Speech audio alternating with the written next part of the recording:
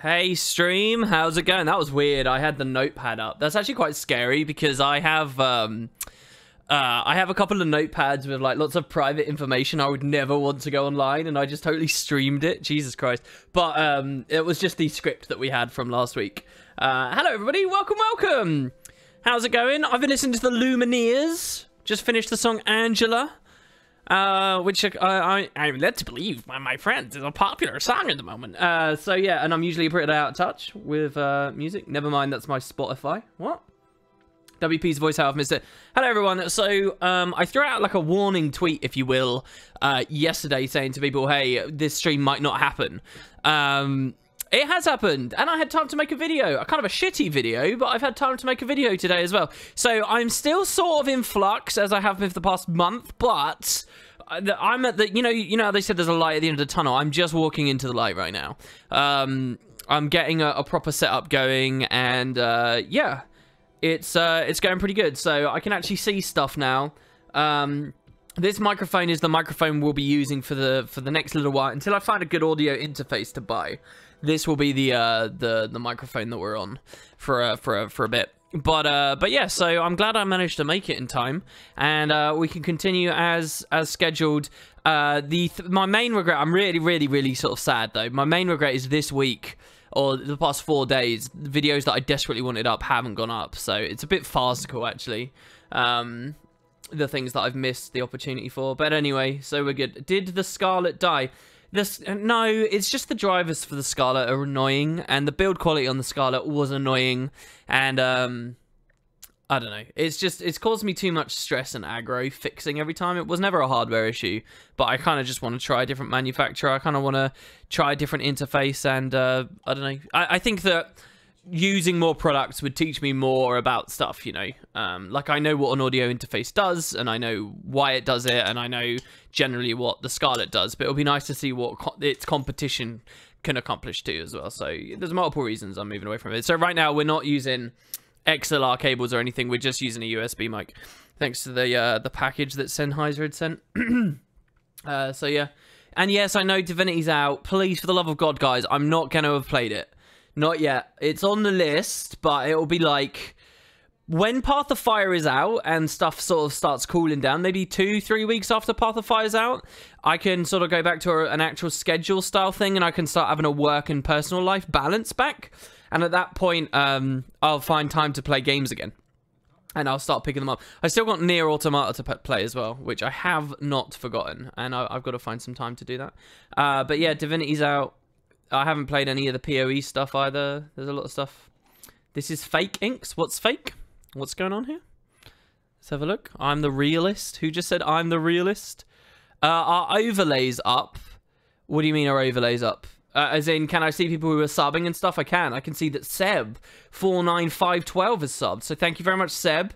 And the love heart you sent was lovely. I see that Thedia did. Thank you very much, Thedia. And AKA Fastback as well. Right now. And B-Boy! Oh, B-Boy, that was so selfish ambition right there.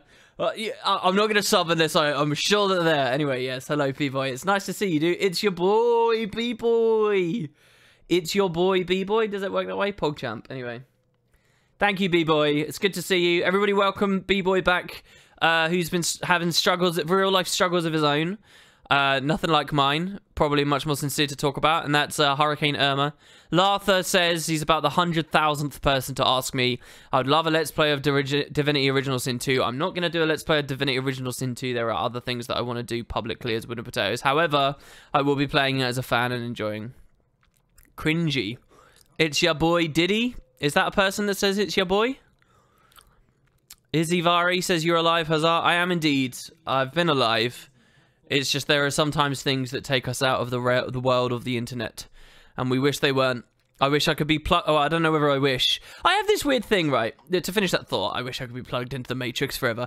I have this weird thing, right, where I try to never say I wish, ever, because I have this like odd fear that it's going to be like a genie's wish or whatever, and you only get one. I know Genie in Aladdin gives them 3 or whatever. But, like, so it's like, be careful what you wish for. So never flippantly say you wish for something. And I also, similarly, I used to, when I was a teenager, I used to have, this is what a douchebag I was. Well, I wasn't really a douchebag because I never pushed it in anyone's faces, but the arbitrary nonsense I'd get hung up on, right? I used to, like, force myself to never describe myself as hating or loving anything, because those were strong words that should only be meant when you really mean it. To hate something is to really, really hate it. And you might even see Wooden Potatoes of 5 or 6 years ago sort of continuing that kind of nonsense way of thinking. But it's like, you know, we can use love and hate as descriptors casually and informally without the full blunt of severity. But I didn't like the idea that the meaning of the words was whiling away because we were using them in casual, everyday conversation, and people shouldn't use love and hate. You dislike. Waldir! Oh yeah, dude! Congrats on your gold spuds! Congrats, man. Sergeant Fred says, thoughts on build template? I think that I hate Delta because they've added another video to the list of videos that I want to make, and are quickly time sensitive, and I'm not going to be able to do. So I loathe, I think it's really cool. I haven't played with it. I've had a couple of friends who have played with it, and it seems really good. So that people don't know, people out of the loop, there is an unofficial build template thing you can run at the moment with Arc DPS that's just been released to the public. And amazingly, I mean, I talked positively about him quite recently.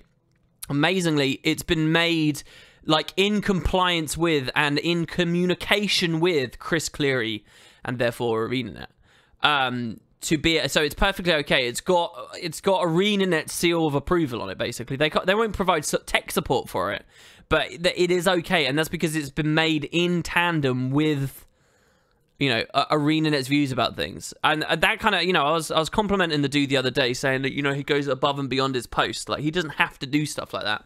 He could just put his boot down on Delta's face and anyone else's face and say, no, this development cannot happen. But he took the time on his day job to go above and beyond to allow the community to make a compliant version of this cool feature. So yeah, we got build templates. I have to say, it was one of the most annoying Reddit threads I've read in a long time.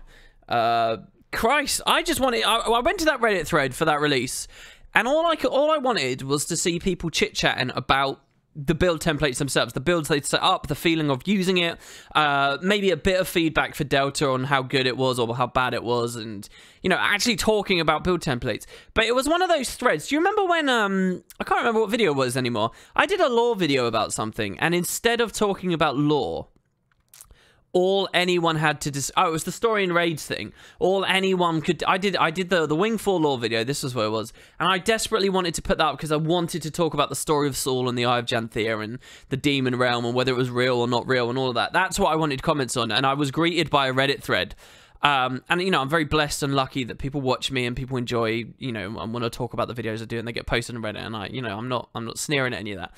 But you guys will remember I mentioned this on the stream. I read that Reddit thread, and it was really frustrating because there were maybe like 2 comments out of 400 when I first got to it that were about the actual story. The rest was just nattering on about, in my opinion, a solved science already, which was story going hand in hand with raids and how much story there should be in raids and whether we should have easy modes and all this shit. And there was none of that was what I wanted. There was no discussion about that in my video at all. But that's all the comments were going on. It was frustrating, and then I ended up doing a stream talking about that topic instead.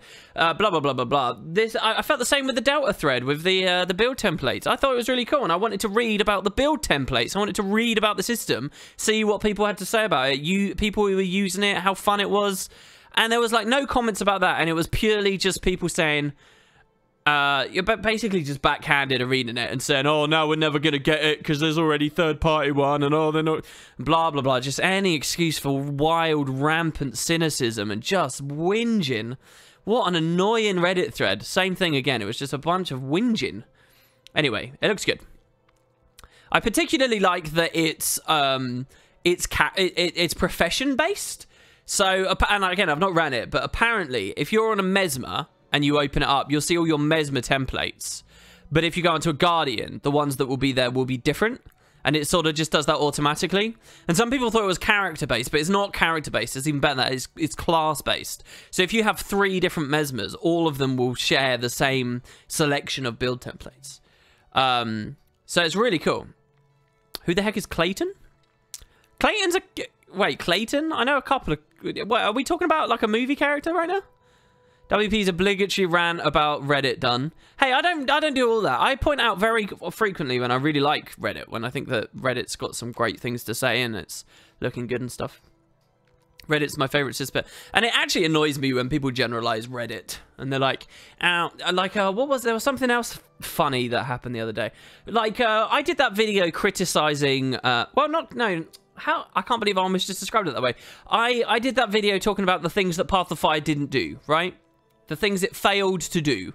That, you know, it could have done. This is an MMO. These are the things that an expansion could have offered. Path of Fire didn't offer these. I was perfectly happy to do that. I got a bit of heat in exchange for that from people. We talked about this last weekend.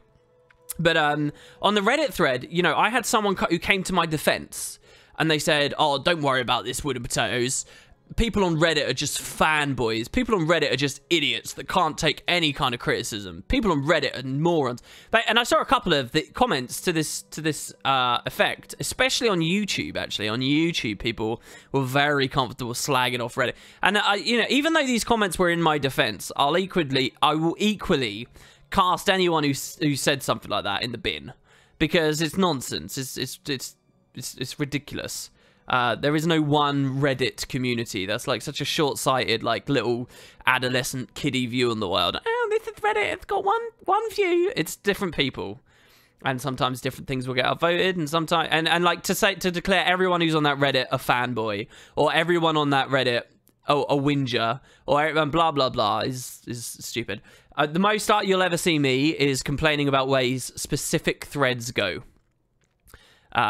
Because you can make generalizations there. If there's 400 comments and 350 are talking about something unrelated, we can generalize about that. But saying, oh, no one... I mean, it's equally hilarious when you see... Like, I get this myself. People will call me a fanboy, or they'll call me, you know, impossible to please and too harsh and blah, blah, blah. And, you know, anti-hype and all this. Reddit gets the same, you know. It will get half the people will be saying, oh, they're all just fanboys, and the other half, they can't take any criticism, and the other half will be, oh, all they do is whinge. You'll get, on the same day, you'll get someone complaining that all they do is upvote cats, as someone complaining that, what's a good example? I don't know, something negative. You guys get what I mean. Anyway. Safu! Sup, dude? Where did you get some of these art pieces that are flashing past? From the asset pack? Some of them I haven't seen before. Yeah, this is the Path of Fire asset kit. I've got a special USB drive with lots of key art from Path of Fire. And I just bundled a selection of concept art together. And they just roll past in a slideshow. The legendary Wall Deer taught me how to do that. And I just did it to fill a bit of screen space. There's, speaking of Reddit, there's a second Reddit thread showing those off online right now as well. Yeah, Arc DPS has build templates. It does. Ink, stop upvoting cats. Never. I'm really glad I can make it for today's stream, guys. I really am. I hope people are proud of me for making it. Reddit, our Guild Wars 2 has the best WP memes. Memes. Oh my god. I will not be ashamed to say that in like the first few months that I'd ever heard that word, when I was like 13 or something. Maybe I was a bit older than that. I don't know. Did I know what a meme was? Maybe 14 or 15 was when I first started using the internet enough to be aware of these things. 4chan was where I was first exposed to such stuff. Yeah, for the first couple of months, I called them memes. In my head, I don't think I ever said them out loud. It's not one of those things you really talk about out loud, is it? Until you get some bizarre fucking job like I now do. I earn a living talking about memes on the internet. Let's make some memeries together. WP, do you think this expansion will be better than the Heart of Thorns? Than the Heart of Thorns? No, I'm hoping. I'm hoping it will be, and it looks like that's such a non-answer, right? You want to hear yes. Thing is, I'm not gonna. If I've learned anything about myself over the past 5 years, it's that my expectations can be horrendously wrong. So I'm just taking how it goes, seeing how it runs this time. I hate saying meme IRL lol. It just doesn't fit into the Danish language lol. Did you like hearing me say IRL and lol? IRL. WP has the audio monitors in the background. Which ones are those? These are Audio Engine. Let's have a look.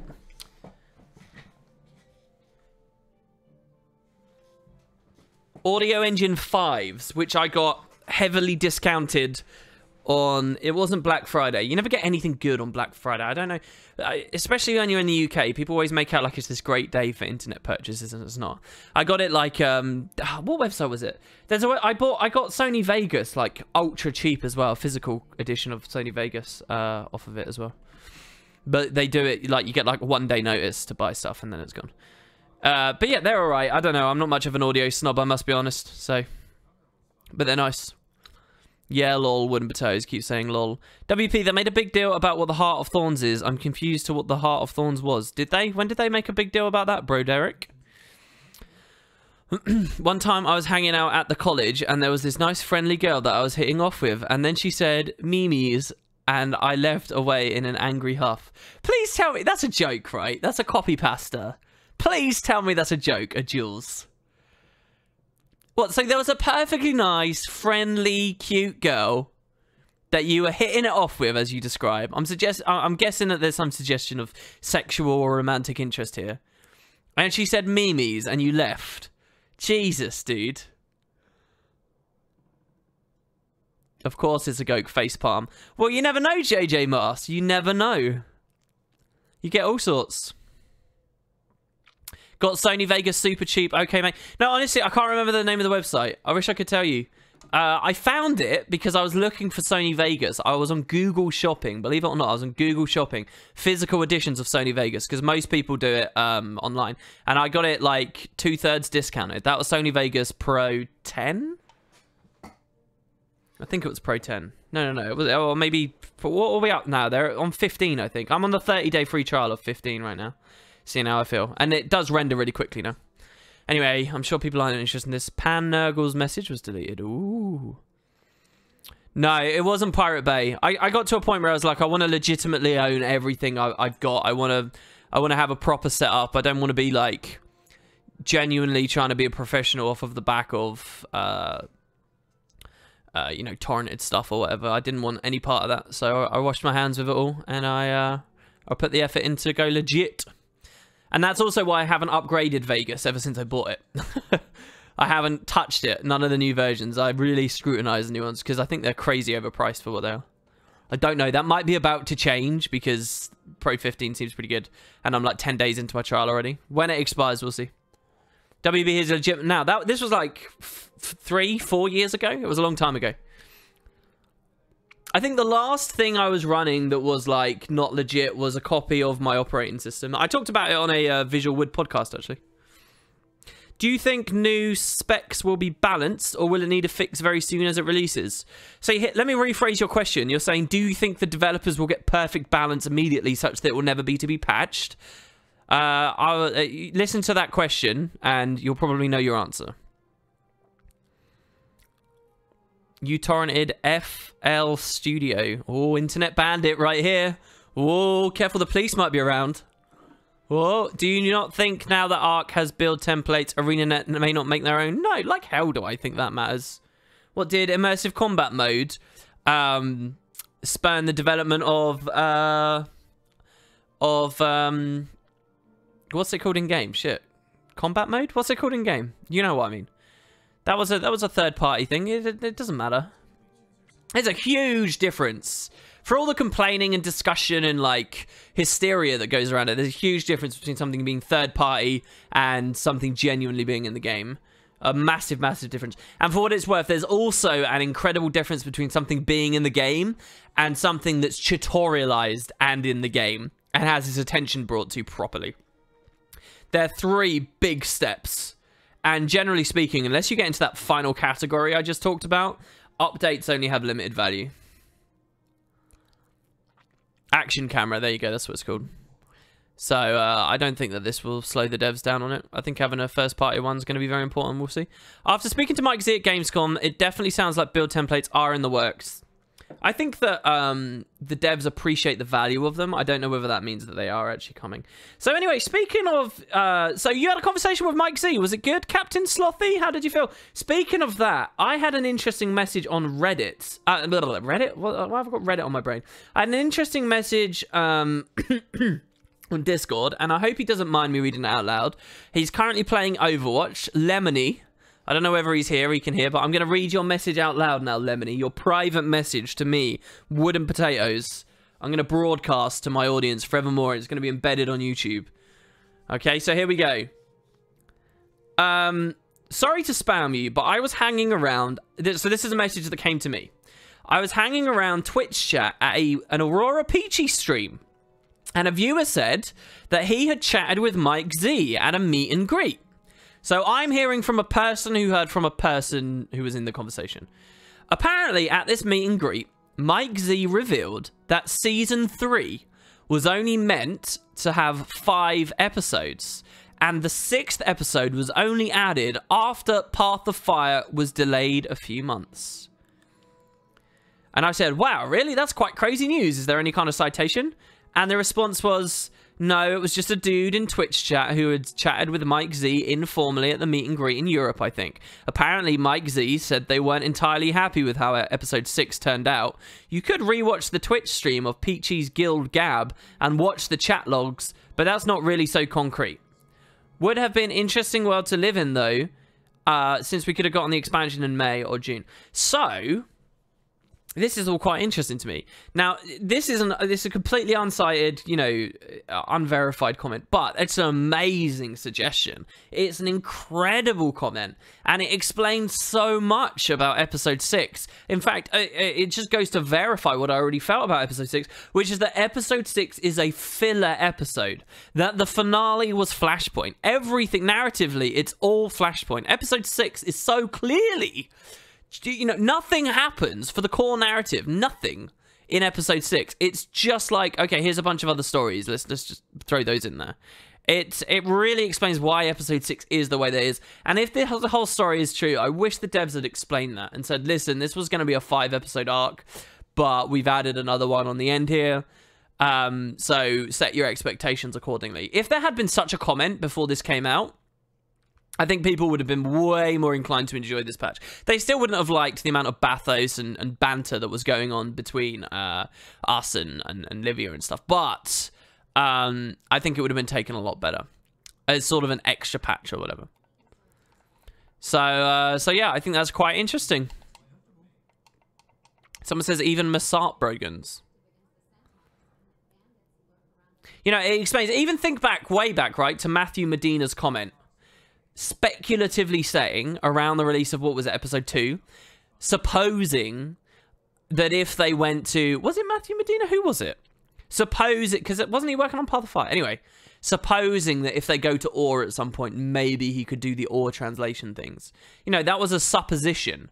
That wasn't on the books at the time, and that makes sense because at the time of that comment, probably they were thinking 5 episodes. And it was only after all of that, they were like, all right, episode 6. Okay, what are some things that players really want to see? Well, they've wanted to go to Or, so how about we do that? That current events thing was really good. Boom, Or. All right, cool. So we got that in place. What else did people really want to see? Well, how about Livia? We know we've got some plans. Maybe this is the opportunity to introduce her. Okay, let's do that. What else? Maybe we can do some fun things with Abaddon. In fact, I remember doing a Guild Wars Mysteries where, quite recently, where I connected the... Well, I pointed out where the devs had interestingly connected the Eye of Janthir with Abaddon and stuff, and it was funny that in this episode we got all of that at once. It feels like a nod to it, almost. So I wonder, you know, I think that'd be so cool. I'd love an official line on that, you know? That seems a little unprofessional. No, I don't think that's a question of professionalism at all. Neither do I think you're in a place to declare what's professional or not if you're not a professional yourself. I think that sometimes life throws you a curveball and you've got to work with what you've got and you've got extra time and you're going to have to you're going to have to spin up stories quite quickly, you know, on a short space. And if we think of that and, you know, that they had a limited amount of time, I think that they went the right idea, which is... Let's look at what the community wants and take this free time, basically, to give the community what they want. Now, the execution's a different matter entirely. Again, the bathos and stuff. But I think that makes sense. Devs rarely talk about dev decisions like that publicly while the projects are still fresh. Yeah, you're right, Philinor. You are very right. And then, oh my god, some of the best stuff you can read on the internet is like candid devs talking years after they've left their studio or whatever. There's an amazing... thread out there. I've talked about it so often of Lord of the Rings Online, a dev that just sort of talks about everything that had happened with that. Yeah, B-Boy saying Carida could be Glenna is parroting a Reddit comment, but I think I agree with it as well. Do you think ArenaNet is able to keep people playing this expansion for a while, since it only has 5 maps for a content-rich expansion? Doesn't that seem that much, IMO? That's an arbitrary comment you've just made, though, because a map... What is a map?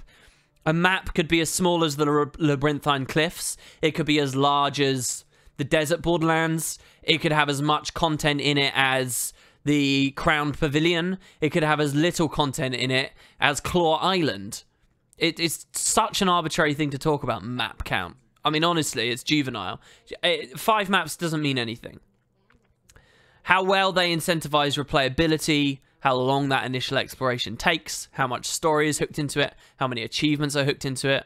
All of that stuff is what counts. And nothing in the comment 5 maps describes any of that at all. Did you see that the content for Path of Fire was signed off recently? Yes, I did. Yep. And they said they're basically all done, and they're just sort of waiting now, right? Awesome content, WP. Thank you. That's really lovely. The dialogue and ambient lore in Sirens Landing is nice. I love learning about the Sirens, and thus the name the Sea of Sorrows preceding the Bay of Sirens. The Sylvari comparing themselves to Risen. The Kingpin's point of view. The Abaddon clergy being renewed. The Parables. The Ghost. The Dagonet.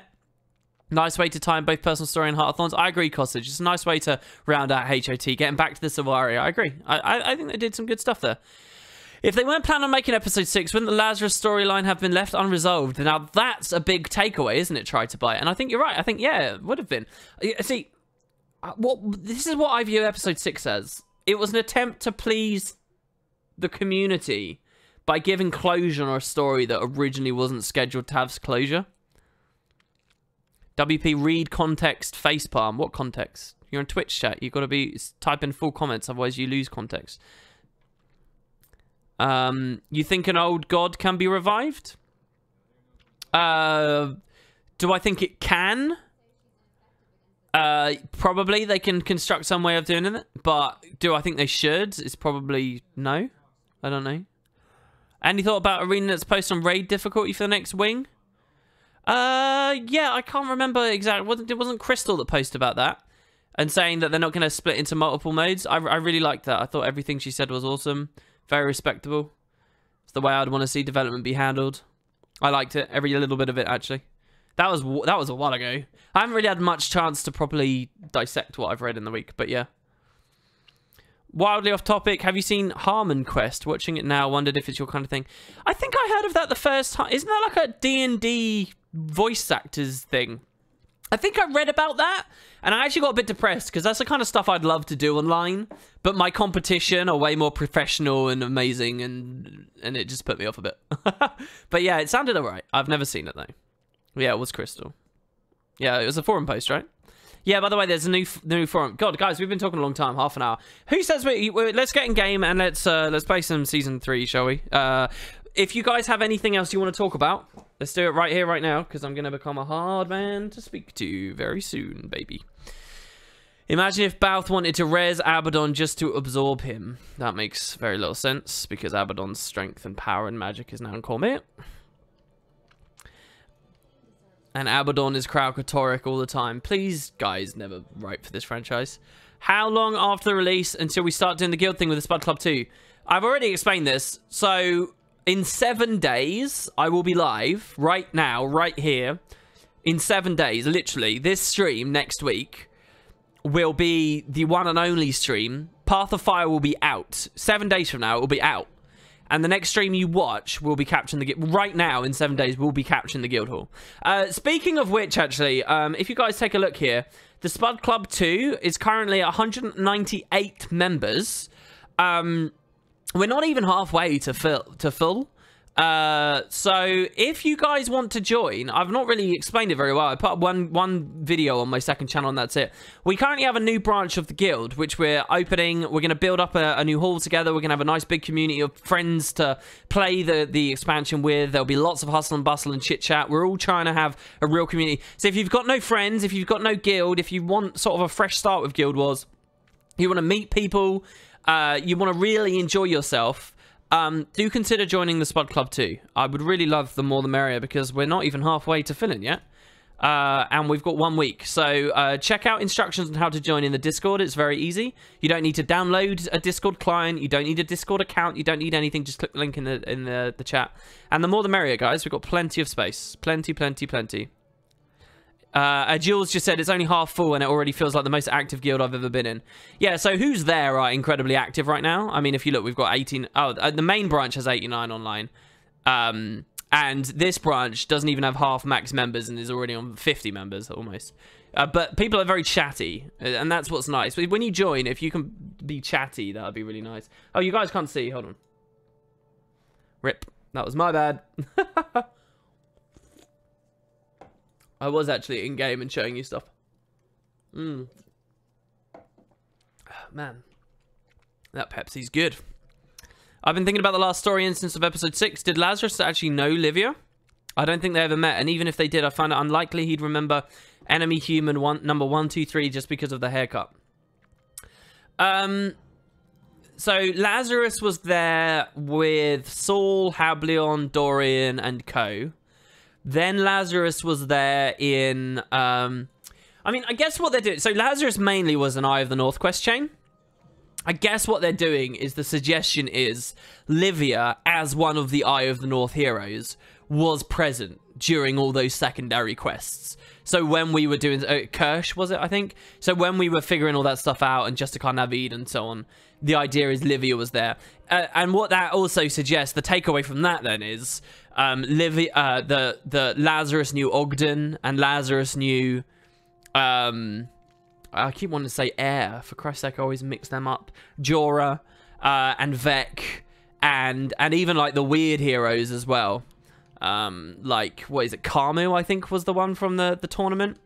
Or one of the ones from the tournament. There were two, weren't there? And Hader and some. I think, funnily enough, Hader was a member of the Shining Blade as well, wasn't she? A paragon of the Shining Blade. Alright, you guys will have to let me know if the game audio is good enough or bad enough. I missed a bunch of subs, did I?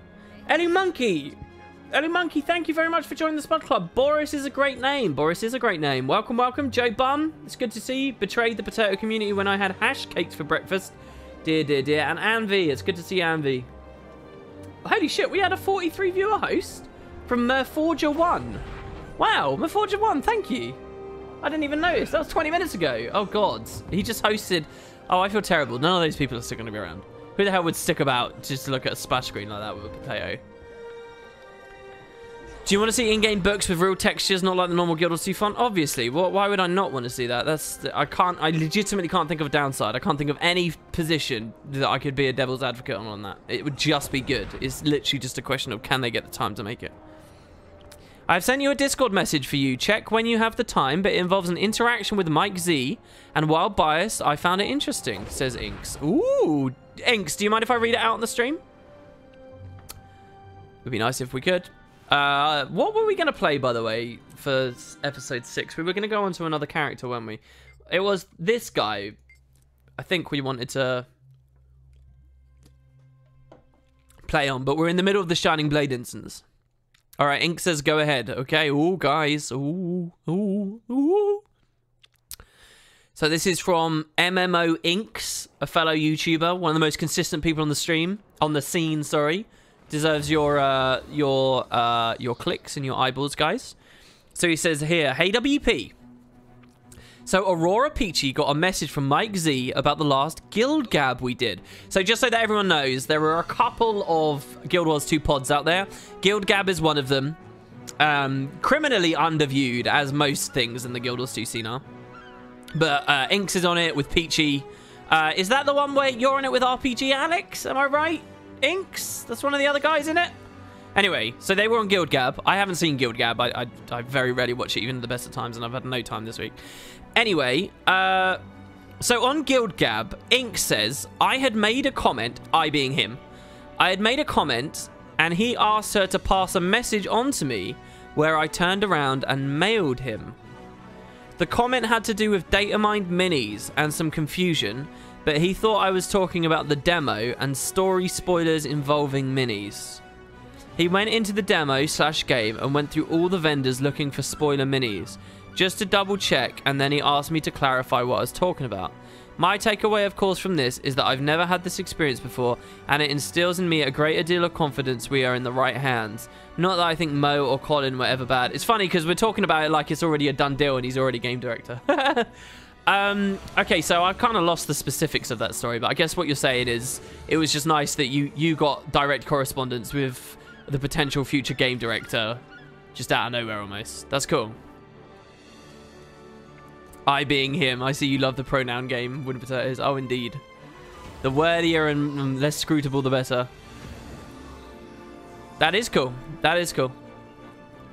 I've got to say, I've always liked the look of how Mike Z's operated and stuff. I don't know. This is one of those weird things where we as the Guild Wars community seem to be very intimately involved in analyzing the devs. It's kind of creepy, but it's also... it's irresistible. But yeah, that's cool. That is cool. It's nice he personally checked all vendors. So what are we saying? You're hoping that there's no, you know, spoilery minis in the upcoming expansion? When will I get the Celestial Infusion? Are you talking about the one from Ark? I haven't really had much of a chance to do CM this week.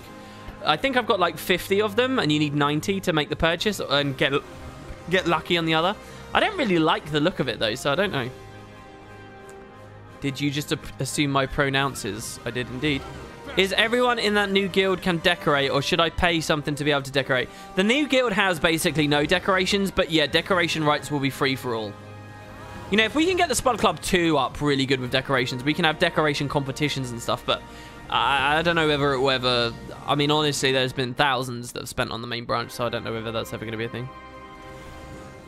Royal says it will make you look like an even better Marganite. Well, if it just changes the look of all of the armor and stuff, I don't think I'd like it that much.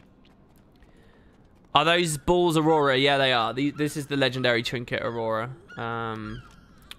As you can see there. Which I can double click to change. Is everyone that in the new guild... Oh, sorry, I already read that. We voiced a concern of minis on vendors before they are revealed in the story and thereby spoiling a bit. Yeah, that's a decent concern. Because that happens in Season 3 maps, right? Faster. What's my best guess as to Anise's true identity?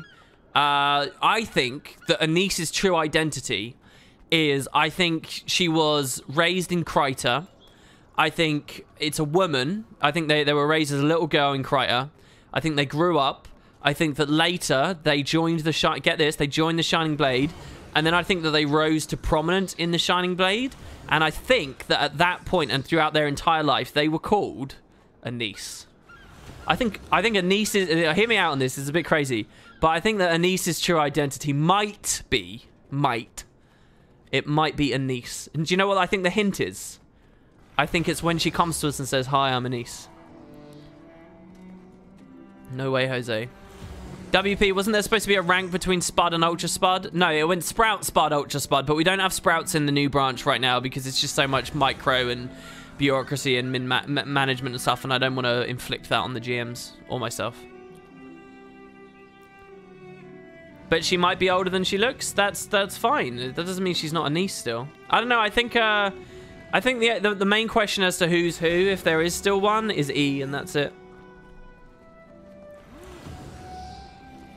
10 out of 10, I expected that direction and still much enjoyed. Can someone confirm you can actually hear all this, by the way, in-game? Anise is clearly code for a niece. Who is she a niece of? Guys, is this a good time to start playing Guild Wars 2 again? I've been away since the last expansion. Randy, it's the best time, dude, honestly. Or I suppose you could be a girl. It's the best time. For realsies. Is the Aurora skin applicable on other characters or only on one equip? It's not a skin. So there is no such thing as a skin slot right now for other stuff. And I think that's a consequence of adding an entirely new type of legendary during Living World instead of an expansion. If this legendary had come during the X-Pack, I'm sure they could have built UI systems and stuff for it. Such as disabling the effect and having it as a proper space in a wardrobe and so on. And basically being treated like the back slot. And that could have opened a new realm of things for them. But they did it in the middle of Living World, so there's really very little quality of life on it. Yes, you heard the ape. Good. Any updates on the Elder Scrolls LP? There's no updates right now. It's same plan as ever. Once Path of Fire winds away, I'm going to go back to proper scheduling of my time, and that will allow me to have free time to play games I enjoy outside of this one, and it will allow me to start looking at the LP again. Are you a scruncher or a folder when it comes to toilet paper? I think anyone who's a scruncher is a Neanderthal, so I'm a folder, obviously. What kind of nutter scrunches? I feel like that's like so like dirty. Like honestly. How much time do you think it will take to fully comp POF? What do you mean fully comp? What, in terms of the Heart of Thorns fully comping? That's that's a lot of work, I'd say.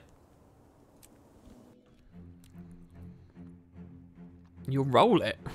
Rolling it, really? Alright, well, anyway, I'm sure we don't want these mental images. Let's get back onto our Necromancer and continue with the sorority induction, where we get to join the girly girls in the Shining Bladey Wadey. We know that Balthazar is Lyssa's mirror. Now we get to go to the Crystal Desert, where she has greatly celebrated in Vabi before the second rise of Palawa Joko. Do you think we will see the Lyssa in the expansion? Yeah, and interestingly, Kralkatorrik fled or moved to the Mirror of Lys and branded it. So I think that's all very fun. Plus, Lyssa is all chaosy and, well, I don't know, with a crowd. They have similar visual themes, I guess. Purpliness. Is that enough to count for something? About next week's Spud 2 Hall claim. Will it be on EU or NA, and will it be limited to the members or open to all with priority for spots and members? It will be open to all. There will be no priority system. And it will be both EU and NA. We will race as we have all the times in the past. As for where the footage will come from, it will probably be North America I'll be playing on. And if it's anything like the past, EU will probably beat us. I think we will have to watch the rock throwing cutscene. We will. It will be fun though. It will be nice. It'll be glorious. Let's walk. Let's walk. We gotta look after the pennies, and the pounds will take care of themselves, guys. Thanks so much, Lillian. Thanks so much for the stuff. I don't want to get back into begging and stuff, but just wanted to say thanks to everyone who has been subbing. When the expansion was announced, there was a big outpouring of support. That's basically all withered away. So anyone who is still subbing at this point, Spentex earlier, and those of you who sub even when we don't have like those awesome B-Boy giveaways going on, I really appreciate all of that. So thank you very much to anyone who did any of that.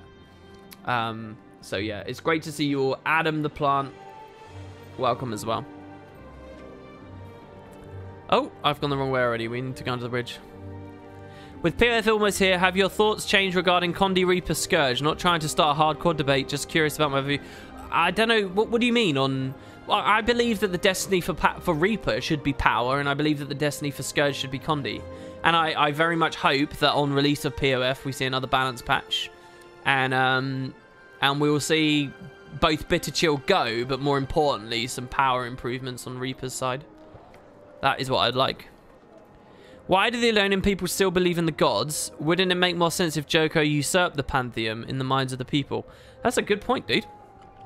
Maybe it's just a bit too much for him. Maybe the culture warp that he's enacted there is still sort of fresh, and so the degrees to which he can manipulate them and affect their belief, not enough generations have passed to completely remove the pantheon in their minds. Maybe that would be a realistic explanation, because it's not like he rose to power instantly after Guild Wars 1 closed, and then it's also not like after he was in power he instantly managed to change their minds about him. It would have been gradual. There's a Joko statue, I think, in the Alolan Zone in DR. In DR? In the Alola Zone in DR. Really? You mean the Osenquar? No. Is there a thing in the Osenquar? Ilyu Creative says, I finally bought my copy of Path of Fire via your link. Don't spend all them coppers at once. Thank you. I will try my best to save them up. That's the worst thing about... You guys should have been having like 2 videos a day every day. You really should have. And I actually could have, you know, I could have seen some payoff on that work. But no. Alright, before I get too bummed out, let's keep going. in we go. Shining Blade secrets. Oh, I can set up the ducking and stuff scene too. There's some dialogue in the demo about people believing Joko himself scared the human gods away. Yeah, I remember that. Sisters, I ask you, how is the petitioner softened to our cause? By the tempering of her metal.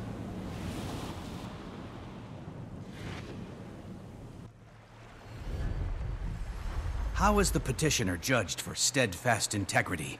By the quenching of her metal.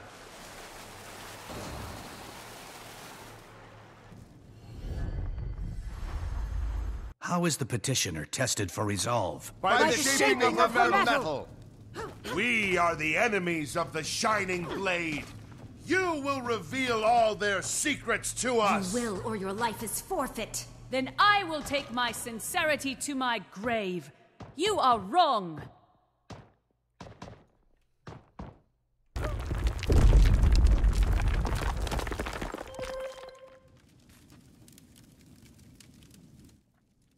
Prepare to experience a dark moment in our history. This will birth empathy in your heart for the Shining Blade. Fight like your life depends on it. And stay alive as long as you can. I'm playing Kira this time. You be Shadow for once. Fine. Ahem. Welcome, members of the Shining Blade, to the Henge of Denravi, our sanctuary in the White Mantle. Yes. Welcome to our headquarters, where we make all our critical battle plans.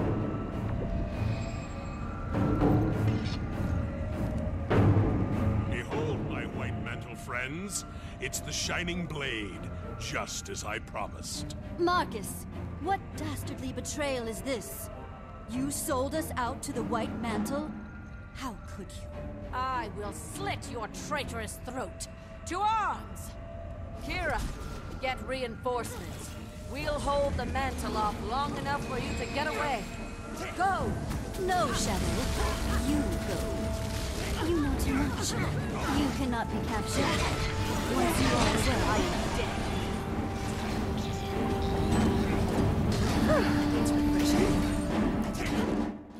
Alright. Oh god. Whoa, whoa, whoa, whoa, whoa. Why? Why is Guild Wars 2 Hook refreshing?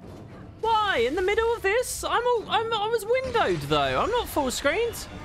Oh god. I hope you guys can still hear me. I hope this hasn't friggin... There we go. That was annoying. I'm not even running any effects on it at the moment.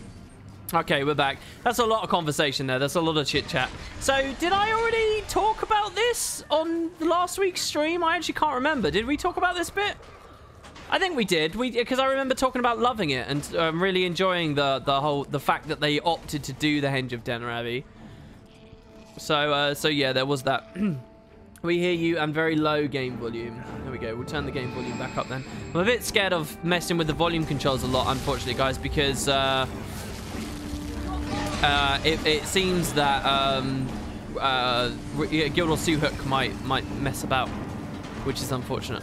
Hook, by the way, had an update. If you guys aren't on 0.8, it's had an update. The Guild Wars 2 settings have moved to their own tab, and there has been some performance improvements and stuff, which is nice. You did the last instance ahead of the snake on a Reaper yesterday, and the particle effect from the third auto attack chain got stuck. Oh, really? What, on the Reaper thing? If you delete a lot of files, yeah, I know I can delete them. I don't have them deleted because I'm in the middle of trying to download everyone's INIs and pick a winner for those gems, which was supposed to be done on Monday, but I haven't done it yet. So that's why I still have them. I'm actually not on the regular client right now. I'm on a different one. Oh, wait, am I on the regular client? Oh, no. This is my preset. I am running a preset. I lied to you all. I am running a preset. And it's actually using double HDR, which I don't actually like. The key is to have a nice aggro the enemies. Yeah, I mean, last weekend we did all this. There's, you know, if you guys want to see how to do it, just watch one of those streams. They're actually going up on Wood Potatoes 2 as we speak, the channel. Oh my god, was that a duck? That was a duck! Oh my goodness! Hello! Oh, it's Joe Bum! Path of Fire, less than 1 week hyped as fuck, Teo hype, Duke hype, Gasm hype, ASJ hype, Vault Boy. I don't even know what half that stuff is, but that's very cool. Thank you. So yeah, if you guys remember, thanks very much, Joe Bum. That's so cool of you. And it was good to see you sub earlier as well, by the way. Someone says there is no Joko statue in the Austin district. Yeah, I don't know why there would be, because that's new for the demo, I think. Unless they only just added it, which would be cool. I'd love to see updates to the Austin district. Just so, like when we get to Cantha, if we get to Cantha, I'd love to see the Eastern Quarter change a bit as well. Have you tried out Ark build templates? No, we already talked about this on the stream as well. There's a bust of something in the road by the tavern. Not sure if that's Joko. No, I think I know what you're talking about. I don't think it is. All right, here we go, guys. So let's keep going with the story now. Massacre! The White Mantle dogs have killed us all. I hope Shadow got away. So much death. So much death. Well played, my dear. I suspected you had a sense of the dramatic in you. Don't get too comfortable. The next trial won't be as leisurely. Oh, did I fail Shadow as well? Did I not let Shadow get away? Oh, well, that's fine. I guess that's irrelevant and doesn't matter. So we're continuing our initiation. I love these rooms, by the way. Again, notice, this patch has done a lot of good things. All 3 of the instances in this patch are all, like, special, new, made for the environment places. It's unlike other areas of Living World where they've doubled up a lot, or they've they've revisited, in Head of the Snake we got Cordicus Manor, which isn't really a double up, but it is a double up of the dungeon, which came at a different point. But if you look at like Crack in the Ice, right? A Crack in the Ice, oh, we can't see. You know, it's all stuff that's in the open world, just doubled up, like I've explained before. This I really like. It's all fresh. It's all new. It's all made for this, and I don't know. I like it. The Shining Blade warred for years with the White Mantle, and their Mersat overlords. The razor of fate is precocious and could have swung in any direction. Our future was unknown. Fate's razor? Nothing. Never mind. And that led many among our ranks to doubt, fear, regret, inner demons. Inner demons. Believe me, I'm bombarded by them every day. Now you must face those that bother you most, so you can overcome them when someone uses them against you. I'm going to try and not move in case... it's going to go anyway. Can I just stand here and talk to you guys about that scene first? I can, good. I love that joke. So someone already said it in chat. I love that joke. I thought that was really good. This is one of my favorite jokes of the whole thing, to be honest. Where is it? The razor of fate is precocious and could have swung in any direction. Our future was unknown. Fate's razor, nothing, never mind. This patch has got a lot of flack for its humor and its use of humor. I think that's probably my favorite joke. I think that lands really well. I think no matter what else was going on in the scene, that works. I think it's good. What they try to move into now is us being... I don't know, like they're trying to add a bit of dimensionality to our main character. And I already talked about this on the previous streams. The more that they try to make our character a character, the more they're going to make their audience miffed because it's not acting in the way you'd think it should be acting. But I think this is an okay thing to go into, and it's nice to see the characters that are about to appear. So here's a manifestation of self-doubt. The mechanics here, I think, are fairly awful, to be honest. The idea is you're supposed to break the break bar and then DPS during that phase, and then, well, for the achievements at least, it's kind of frustrating. For regularly getting through it, it's okay. So here we go. We're gonna go in. We just got to kill our doppelganger here. Give up yet? I'm not sure how much they copy here, but see how we hit it? You get dynamic damage reduction. The more quickly incoming attacks are made, the higher the mitigated bonus becomes. Every stack reduces direct damage. Let's do another one. Chilled to the bone. They're gonna get CC'd, so I'm gonna do some damage now. You are all weaklings. I would probably have been better. Beautiful blend of talents. Oh, see, it's building this up because of the well that was ticking. That's for sure. Now she's on her own with that dangerous lone wolf. Okay, so basically what's going to happen is Condi damage is the way to get through this, generally speaking. We got guilt exploitation, incoming direct damage and condition damage is reduced by 4% per stack. So this grows as we go along. Now these guys are going to be talking to us, and it's annoying to try and stream while they're talking at the same time. But here's Air. Basically, the various members of Destiny's Edge are going to come. Air's obviously dead. She says, you don't know when to quit. We'll all be dead by the time you're done playing Hero. Doubts and insecurities that plague you. And Kerida's over there talking to us. Anise will be talking to us. I guess I won't extract all of the audio on this. But here you get the picture. We get this new thing on the user interface here as well. I wonder whether that will appear a lot in POF. But if we press F on one of the spirits, we get the special action, which is a minor breakthrough. Release our built-up guilt and damage the manifestation. So the more guilt we have, the crazier this is. And it gives you like turbocharged cooldowns and all kinds of fun stuff. There's an achievement for doing this without using that special action. Which I'm obviously not going for here. I'm just going to auto. Is this actually the fastest way to damage here? Oh, why can't I attack now? What on earth was that? Seek closure here on you the get this insecurities that plague you. Oh, it's the auto chain is going on cooldown because the guild. That's interesting. You can see that new animation there as well, recharging as she's in downstate. Oh, we just had a sub. Thank you very, very much. So here we're going to go over to Ritlock. We'll get the special thing back. And we'll do it again, I guess. Oh, the animation's different this time. Last time the ground target was different. That's curious. I am dead. Maybe the 4 is good to use. You let me die. You were right there. You let that thing kill me. Alright, so then we'll go over to air. And yeah, I don't know. I don't really have anything great to say about this, to be honest with you. I think it's an okay fight. It's interesting to see the way they're playing with the mechanics, but I think this is just a bit clunky, honestly. With the way that they ended up having it work out. Hopefully before Shroud ends. No, never mind. You are all weaklings. Maybe we can break this bar as well before. There we go. And yeah, we beat our self-doubt. So what did you guys think about that bit, by the way? There's lots of dialogue. I'll probably, when I do my video on this, I'll pull it from the wikis. What's interesting that as I browsed through old dev interviews, there was a suggestion from Angel back in the day that we'd explore Garm's backstory and whether he's the last direwolf or not. Such as what happened to his pack and why he chose Air as his alpha. That's interesting. Where's that quote from? Can you link me that interview, Cossage? Do you have permission to post links? You're not subbed, so you might have to ask for permission. I'd love to read that, though. Is that one of the, like, quotes from Angel now that she's gone? Cool idea, but not as cool as the Caladbog doppelganger? Which is funny, because this probably had a much bigger team dedicated to it, I guess. I don't know. The Caladbog doppelgangers weren't really doppelgangers anyway, were they?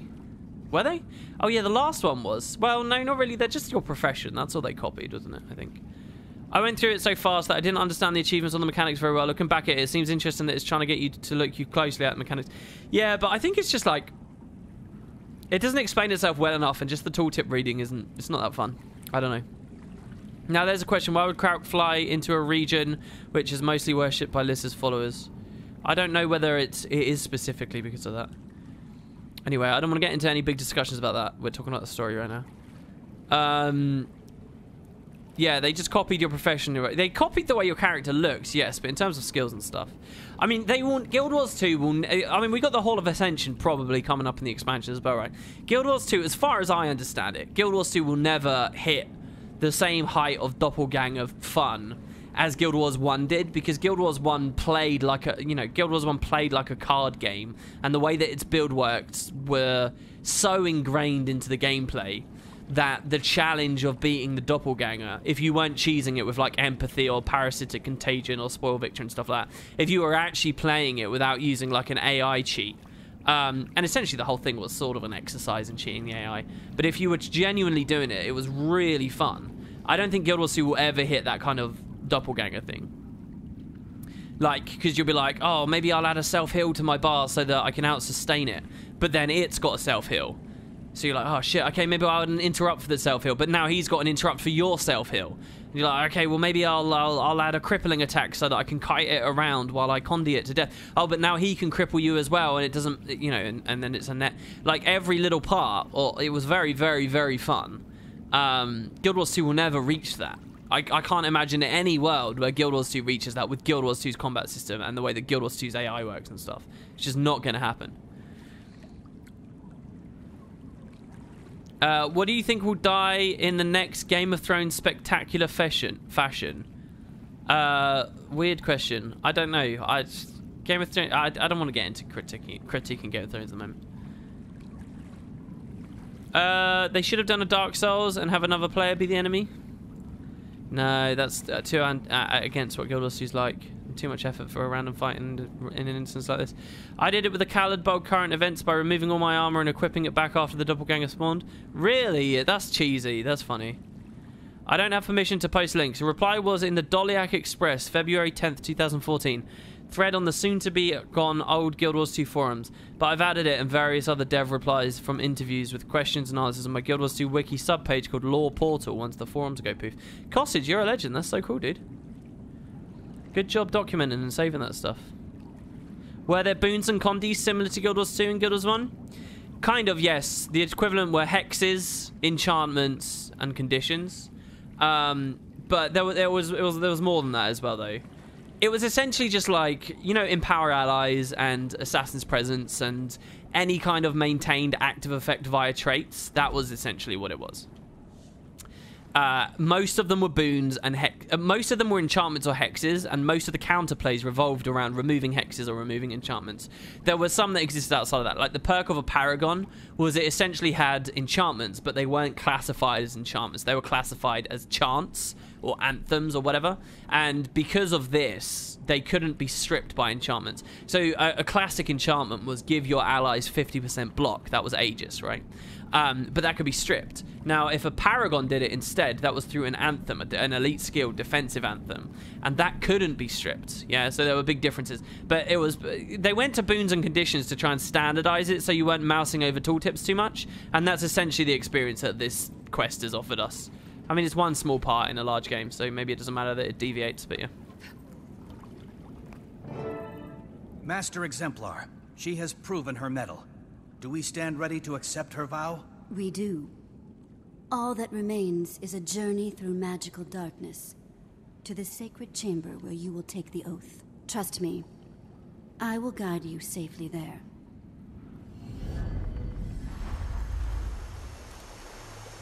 Oath-taker, we have shared the wounds of our past. We now reinforce our future. With this oath, you will be bound to defend our secrets. You attempt to reveal them on pain of death. Repeat after me. I am bound by the blood spilled from Shining Blade veins. I am bound by the blood spilled from Shining Blade veins. The secrets of the Shining Blade are mine to safeguard beyond this circle. The secrets of the Shining Blade are mine to safeguard beyond this circle. I will breathe my last breath before I betray this oath. I will breathe my last breath before I betray this oath. It has been vowed, so shall it be. The Trusted is now complicit in our mysteries, and a protector of the kingdom. You're an honored agent of the timeless Shining Blade. We may now share our secrets with you without penalty. Long live the Shining Blade! Okay, can we talk? Should I wait?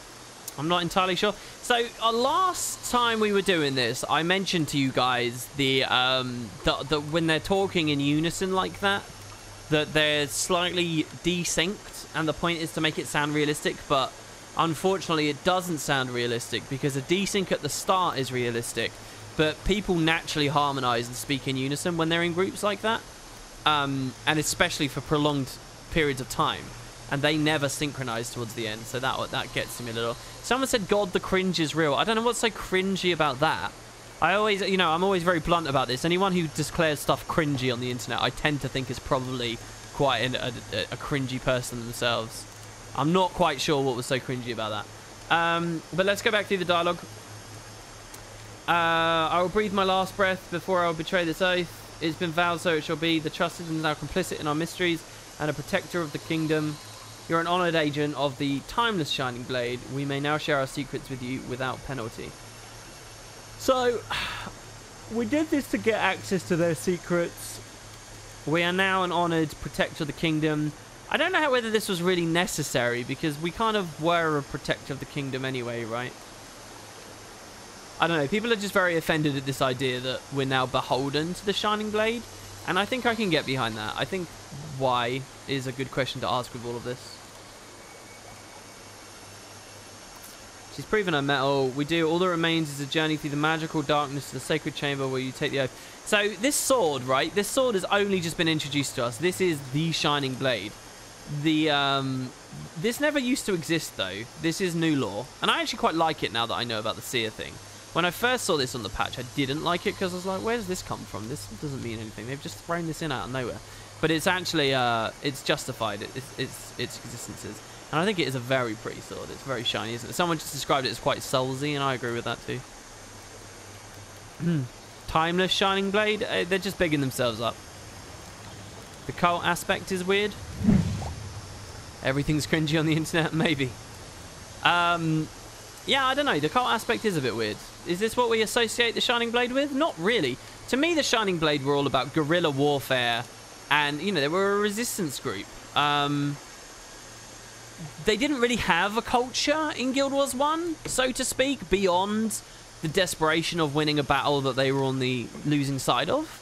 And, like, ruthless guile and battlefield tactics. They didn't really have a culture. So it's kind of then, it goes both ways. In Guild Wars 2, they're allowed to make it like this. If they want to make it, you know, like this sort of culty, secrety thing, then they can. You know, they're not against the law by doing that. Maybe you don't like the direction. But I would say that the Shining Blade didn't really have an identity of any sense in the first place. So it's better to have an identity that I'm just not particularly fond of than to not have one at all. You know, in terms of world building and stuff, you don't have to like the flavor of every faction and organization in the game. It just so happens that for this patch, specifically this instance of this patch, we interface with these guys and we join them. And you might not like the sound of that for your character, but it's not, you know, it's not a major condemnation of the game. If there's one part you're like, I'm not really digging these sort of college sorority vibes or whatever you like, right? I'm not really, that's fine, because, you know, we'll be moving on from this. I do like the Shining Blade, by the way, as a faction, but I only really liked them because of their activity and their organization and stuff in Guild Wars 1. Like the Triumvirate leader thing. I think the most interesting thing that devs could have done with the Shining Blade in Guild Wars 2 is not have good girl Anissa ahead of everything or whatever. I think generally speaking, if they'd had Triumvirate leaders, if this patch had revealed that Anisse was just one cog of 3, and the others had just, there were 2 other big important characters in the Shining Blade, they'd just been working in the background secretly. But they were equal parts leaders as much as Anisse was, because that's what the Shining Blade had been founded on all that time ago. I think that would have been really exciting. That would have been the most interesting thing that the patch could have done. And I would have accepted that, even if there was very little sign in the past that there had been more leaders or whatever. I just think that would have been an interesting thing to have done with a faction in terms of, like, the structure of the world and the factions that reside within it. Right now, they're not that interesting. They're just sort of like, they're too close to the Order of Whispers, I think, is my main problem with them. Their flavor is too aligned to the flavor of the Order of Whispers. But, you know, it's kind of like how the Awakened are similar to the Risen, and this patch puts the Risen right in front of our faces before the Awakened, so that we can see that they're similar, but they can take that opportunity to point out the differences. It might be something similar going on here as well. This patch is also forcing us to look at the Order of Whispers, forcing us to look at the Shining Blade, knowing the Order of Whispers are about to come up, and we can sort of draw those differences markedly. Maybe they're doing something similar. I don't know. Do they go that deep down the rabbit hole? Have I just justified this for no reason? Did I just get a donation? Holy shit! I did £15. What? Thank you. So CVPCS said, Path of Fire hype, super excited for next week.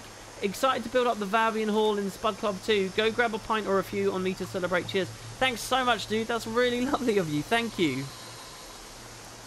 Oh, that is awesome. And thanks very much for the sub Beargo as well. That's really, really nice. That's incredibly generous of you. I very much appreciate it. Thank you. That's much enjoyed. On the order of what is coming up, sorry, Outsider, I only know about the Order of Shadows. Yeah, so, I mean, they've got the Order of Shadows stuff to talk about as well. I don't know what all the ambient dialogue in the demo was like. Maybe someone's got a compilation of that somewhere. But I'm wondering if there's stuff to do with the Order of Shadows that I missed. Anyway. Don't forget, you tell, you die. About that, spill it. Very well. I suppose I'll answer your question now. What was it again? Oh, you're funny. You know what I want. I do, yes.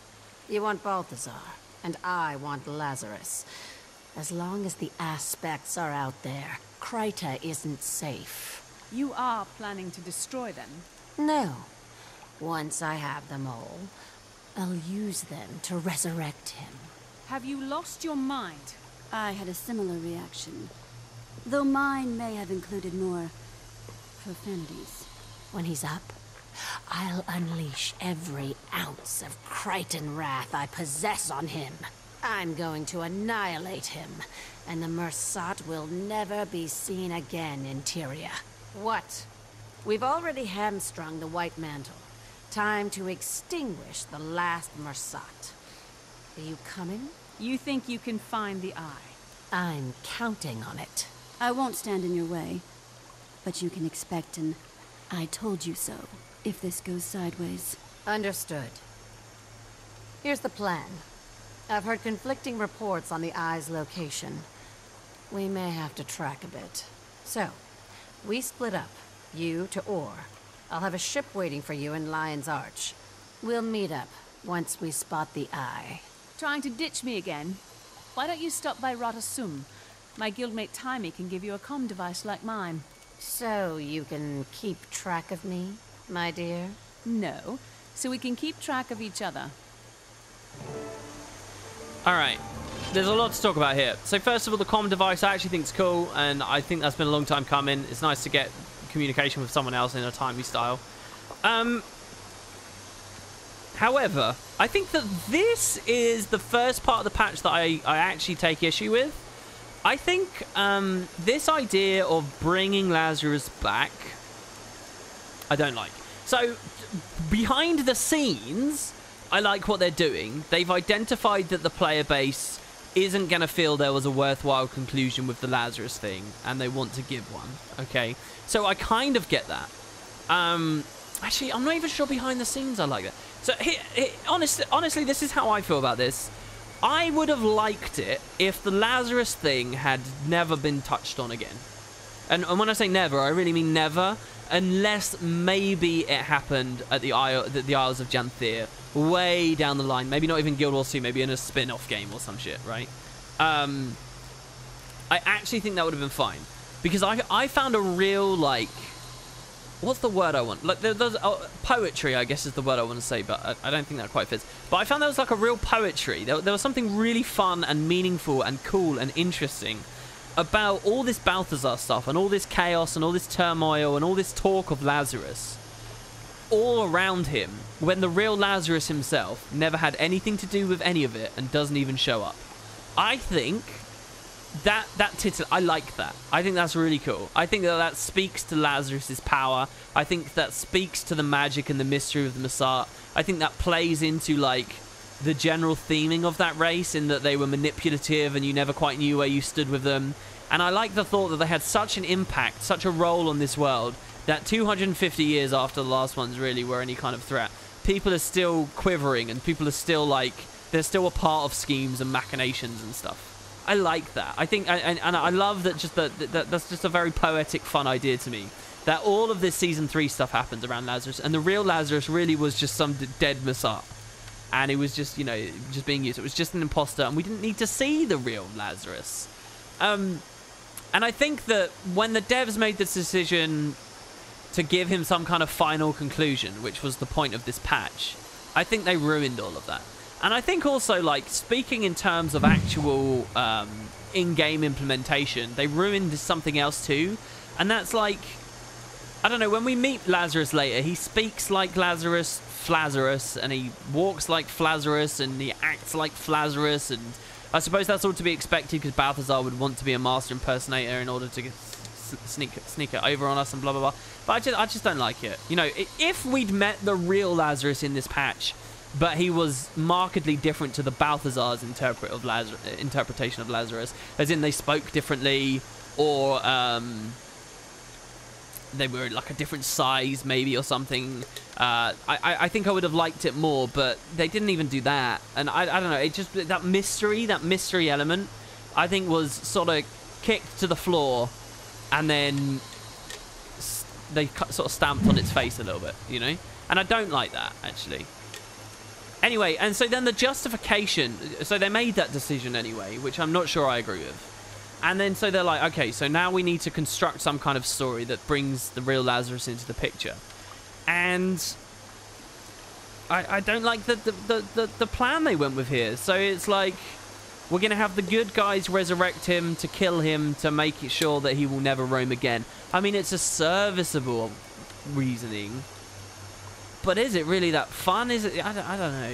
I don't know. Someone help me. Why don't I like that?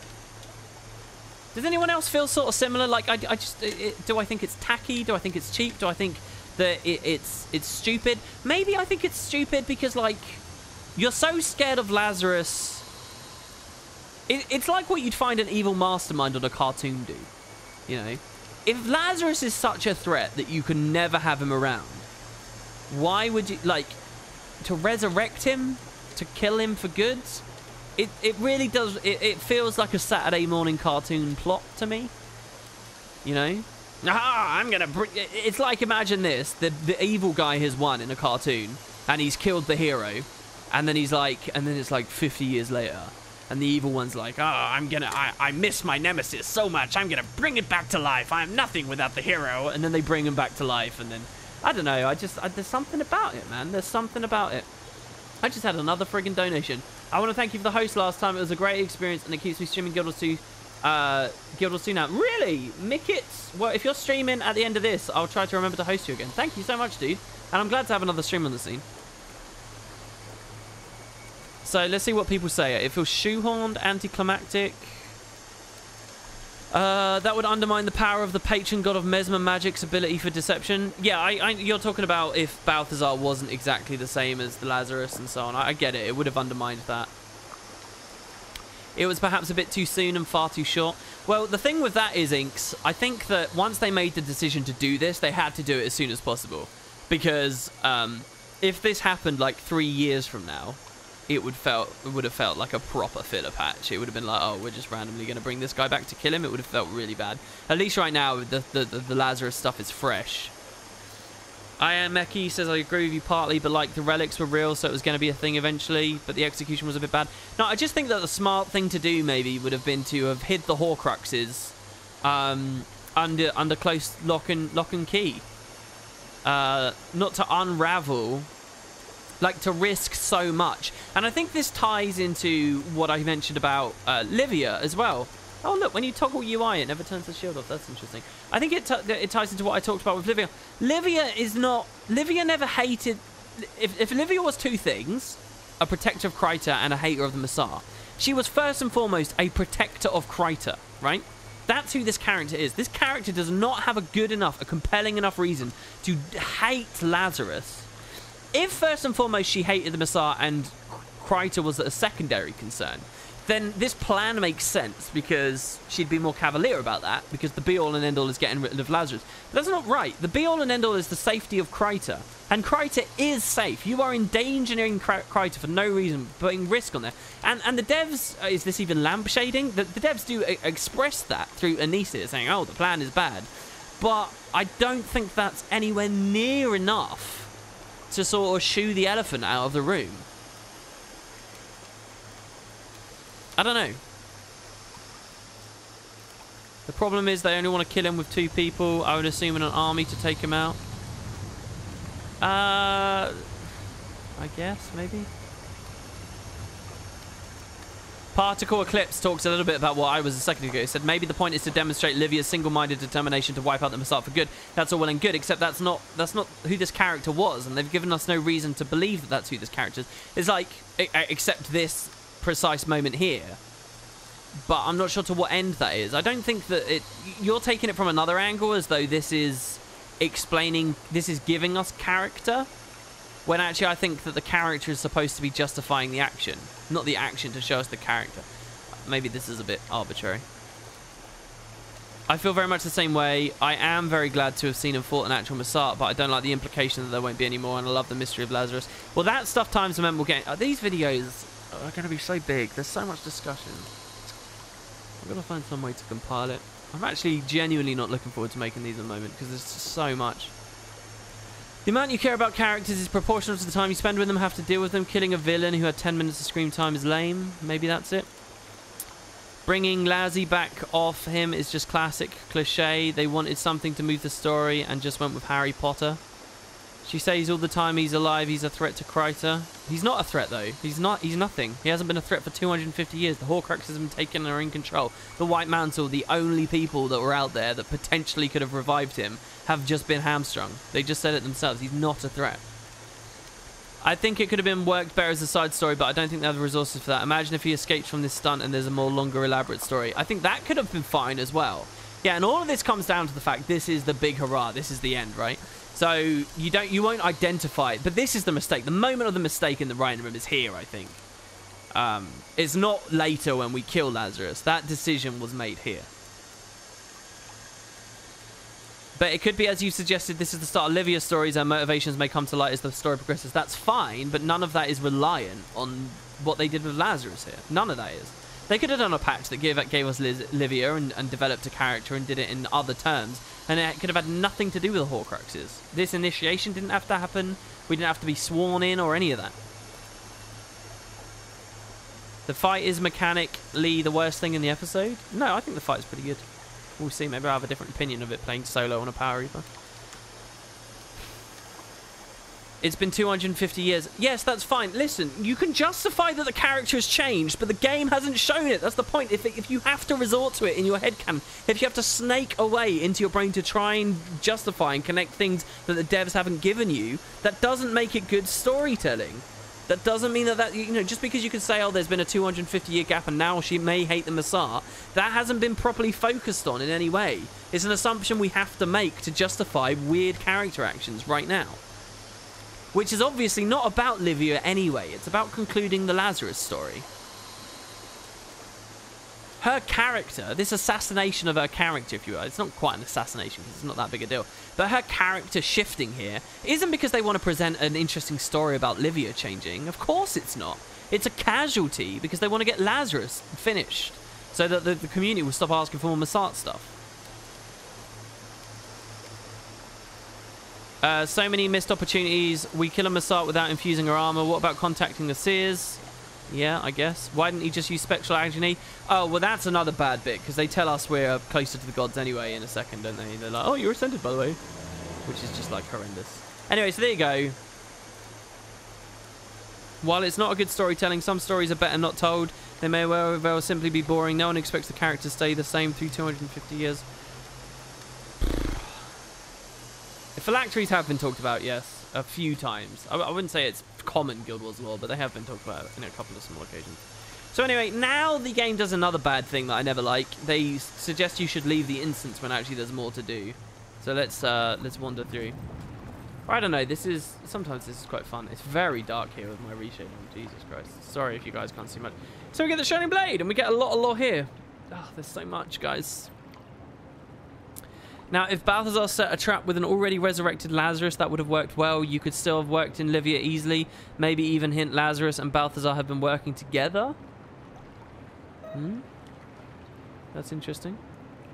Finally, the glow has gone, the noise. Yeah, sorry, the sword's shining.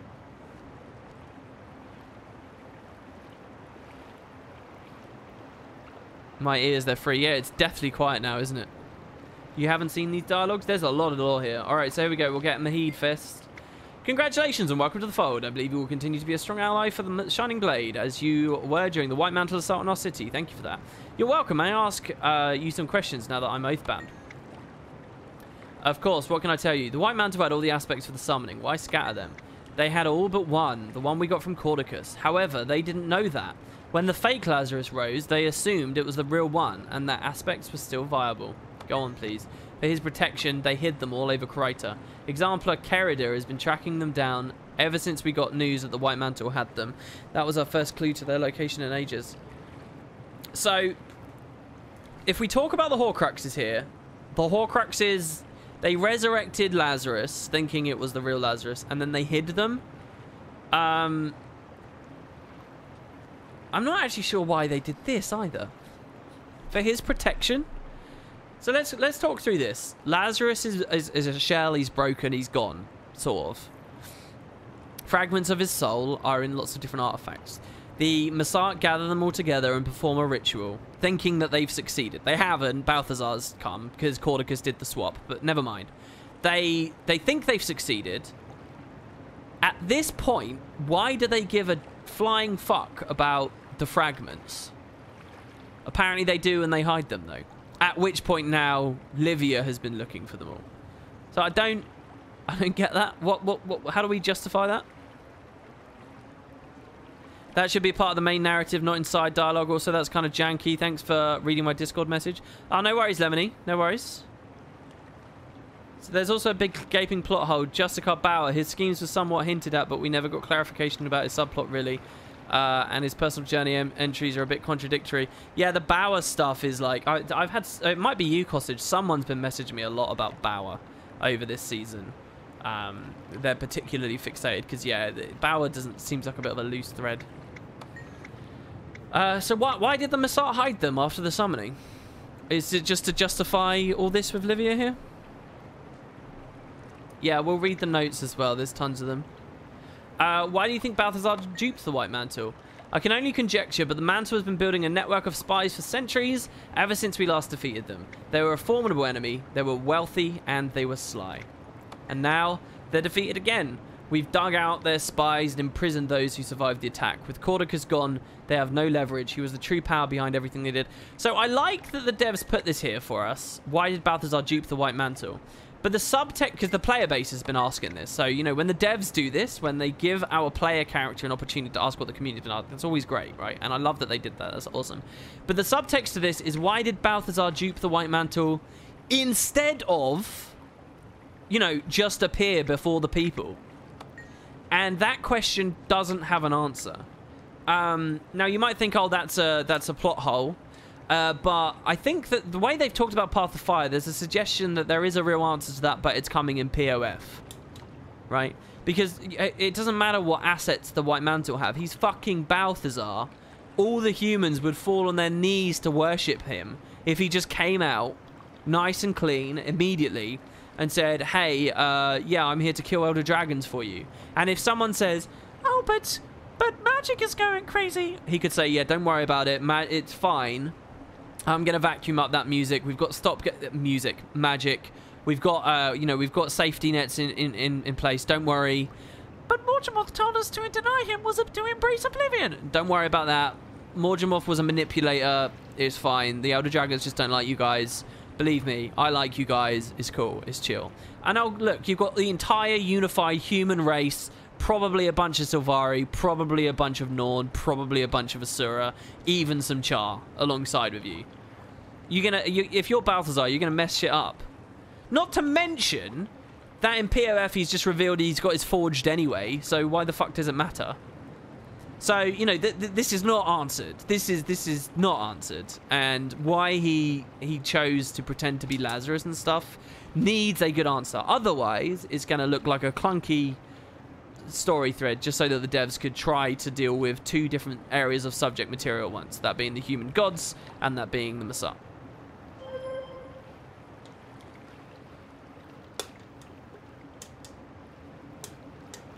If you think Balthazar thinks about humans as about something worthy interest. If you think Balthazar thinks about humans as about something worthy interest. Does anybody even know if go blah blah blah blah? Dude, what is that comment? If you're what I think you're trying to say is Balthazar doesn't even care about humans, so why would he do that? Well, that question could be asked of why he'd pander to the White Mantle. Villains being clever and strategic in works of fiction? Blasphemy. Maybe Balthazar didn't have enough power to call upon the Forged? Ah, I like it. I hope that in-game they show that. That would be good.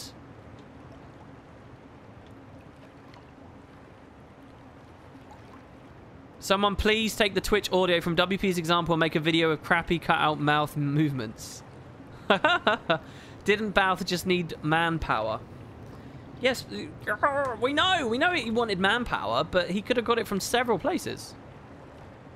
I mean, hell, even revealed to be a douchebag, he's still got the support of those who follow Balthazar. So let me ask you this, right? close your eyes, everybody. Here you go. Just close your eyes. Don't worry. Here you go. Close them. You got them shut? That's it. Good. Now just listen to my voice. We're going to count backwards from 10. Listen. Just relax. Just relax. This is hypnosis. This is Twitch hypnosis. Here we go. 10, 9, 8. Feel yourself relax. You're sinking into your chair. 7, 6, 5. You're all alone. It's just me and you in the room. 4, 3, 2, 1. Living World Season 3 hasn't started yet. It's just the end of Heart of Thorns. Now, I'm asking, I'm Wooden Potatoes, and I'm on a Twitch stream, and I'm asking you, hey guys, which faction do you think has more followers? Remember, Season 3 hasn't started yet. Which faction has more followers? The White Mantle, or the Zaician and anyone who's ever followed Balthazar and cares about Balthazar? Which group, if you were going to bundle all the people like Balthazar together, and you were going to, you know, these boogeymen almost style broken White Mantle, which faction has the most followers? Now open your eyes and type to me in chat. Genuinely, before they added all this Living World Season 3 stuff, I mean, you'd say it's at least like matched, right? Probably. Like, the White Mantle were nothing. You guys are saying White Mantle now, but you're morons if you're saying White Mantle. You didn't know that. We had barely anything on the White Mantle except a single personal story instance from when you made a very specific choice, where they suggested they'd been building up, but mostly they were, you know, they were boogeymen. They were nothing. There were barely any White Mantle. The White Mantle they built up later. It was constructed for Season 3 and then beyond, right? And then they did to the point where, oh my god, they could wage a civil war and stuff. But, you know, we'd had vague hints. Some ruins that showed New Kryta in the Silver Waste and stuff, for example. But nothing major. I'm just saying, from a base level at that point, you know, they had to make the White Mantle into a much bigger deal just to justify Balthazar going to them, instead of all these people that were already there and already followed him. Even if he was a douchebag, continued to follow him. Let's not forget as well what a mismatch it is. The White Mantle forsook the human gods. So it's like ultra risky to go to them, and, you know, obviously has to pretend to be Lazarus at that point. But it's ultra, there's no risk going to those other people. None. The White Mantle had access to the Bloodstones. I suppose that's an okay argument. Maybe. What does that mean, though? The White Mantle were the only ones interested in the Bloodstone. You think that if Balthazar hadn't gone to Divinity's Reach and had everyone declare for him there, that they couldn't have stormed the Bloodstone and rolled over this, you know, these outcast brigands and outlaws on the fringes of society? And don't forget, we're just talking about Bloodstone Fen there. We don't even know about the other Bloodstones right now. So I don't know about that, really. Yeah, the White Mantle stuff started with the raids after Heart of Thorns came out. What was the reason the gods left? We don't know. You don't think Balthazar returning would have rallied everyone? I think it would have. I think it would have fit really well with the stories they were setting up as well about humanity being at a crisis of faith. Do you think we will kill Kralkatorrik? I don't know. I think that's the fun thing to think about going into Path of Fire. Who will be dead, who will not by the end. Yeah, Balthazar might hate the human gods as well. Well, so for what it's worth, by the way, there are justifiable reasons for why he hid still that they could invent. And the best one is that he's in hiding from the other gods. That's the best answer. We just need the devs to actually do that storyline and Path of Fire to show that storyline. And hopefully they'll show that through Lyssa/Cormyr. Maybe even Dwayne. Or any of them, really, I suppose, to an extent. But so the idea is he had to hide... Because if he came and just declared... It would have made sense to go to all the humans and the Zaician and stuff. But if he did that, the other gods would have noticed immediately. And they would have been like, ah, I see that. You know, and then that ties into Jenna is actually Lyssa theories and stuff. So he had to hide. And he had to do it that way. And I like that. It's just we need, hopefully, them to show that off in Path of Fire. And I think that that's the kind of question, what should have happened here, and to bring it back to this instance, I think this thing, when we ask Mahid this, I think this question should have been, why do you think Balthazar duped the White Mantle instead of just telling the Zaician about him or whatever? And this guy should have said, I can only conjecture, but maybe maybe there's someone else out there who he doesn't want to know about him being on Tyria, so he hid. And then we should have said, and then this should have been a green line that said, and why the White Mantle specifically? And then he should have said, I can only conjecture, but the White Mantle have been building a network of spies for centuries, blah, blah, blah, blah, blah, blah, blah. Also, the White Mantle, and when you go into that position, the White Mantle are good because they're people hungry for their gods. So give them their gods, a Massar. And then it all works, and then there's this beautiful little thing. But I guess we need to wait for Path of Fire. It just would have been nice if the devs had shown the community that these are all considerations they've made. Exactly how powerful is Lazarus? Reg says Balthazar could have popped down in Cantha, got himself an army of the 1 billion Canthanese, and then ported back up to Tyria. Could have. But again, if that reveals him to some greater other power, if Dwayna's like, fuck you, mate, you ain't going nowhere, then he's in hiding. Dwayna might not care about some petty Massart that's appeared on Tyria, but she might care a lot if she realizes Balthazar's on Tyria. Exactly how powerful is Lazarus? Excellent question. Well, we don't know. If I were you, I'd expect the worst. He lost some of his soul back when he was tricked into retreating. Over the years, however, he may have grown stronger. See, I've got to be honest. I would have preferred this patch if when we bring Lazarus back via the Horcrux ritual, in an instance, he was just like this weak, broken, depowered, like, pathetic little thing because he hadn't had time to regenerate or anything. And we just slaughter him right then and there. I really would have liked that. Some of you might say, no, that would make the Massart look weak. The fans don't want to see the Massart look weak. But it would have been so extreme that clearly it wouldn't have been a representation of a Massart at its prime. And it also would have shown sort of a vicious streak in Livia. And sort of, you know, demonstrated her as made her do something interesting, something badass for the Guild Wars 2 players who don't recognize her from Guild Wars 1. So everyone's on board with her as a character instead of just the GW1 people. I think that would have been an interesting way to go. They would have done something, you know, with it. Like, we resurrect Lazarus and he's just like whimpering there on the ground. And he's like, oh, I am back. And she's like, hello, do you remember me or whatever? And they have a bit of a quip. But he's clearly no match for us. And we just jump him. We jump him like a cornered cat. And we're vicious dogs ready to chew his face off. And the poor shit doesn't have a chance. And then it's like, you can clearly say, oh, that's a bit of character building right there for Livia. And wow, everyone knows what we're dealing with here. She is ruthless in her ambition to wipe these guys out.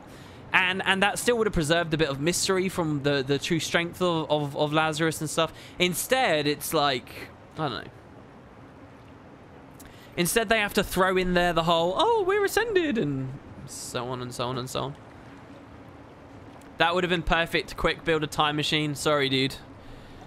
I neither have a time machine, nor can I honestly say if before this patch came out, I would have identified that might have been a fun way to go. Anyway, does the Shining Blade know anything about his abilities? The talents and skills of the Lazarus we fought in the 11th century after the Exodus are well documented.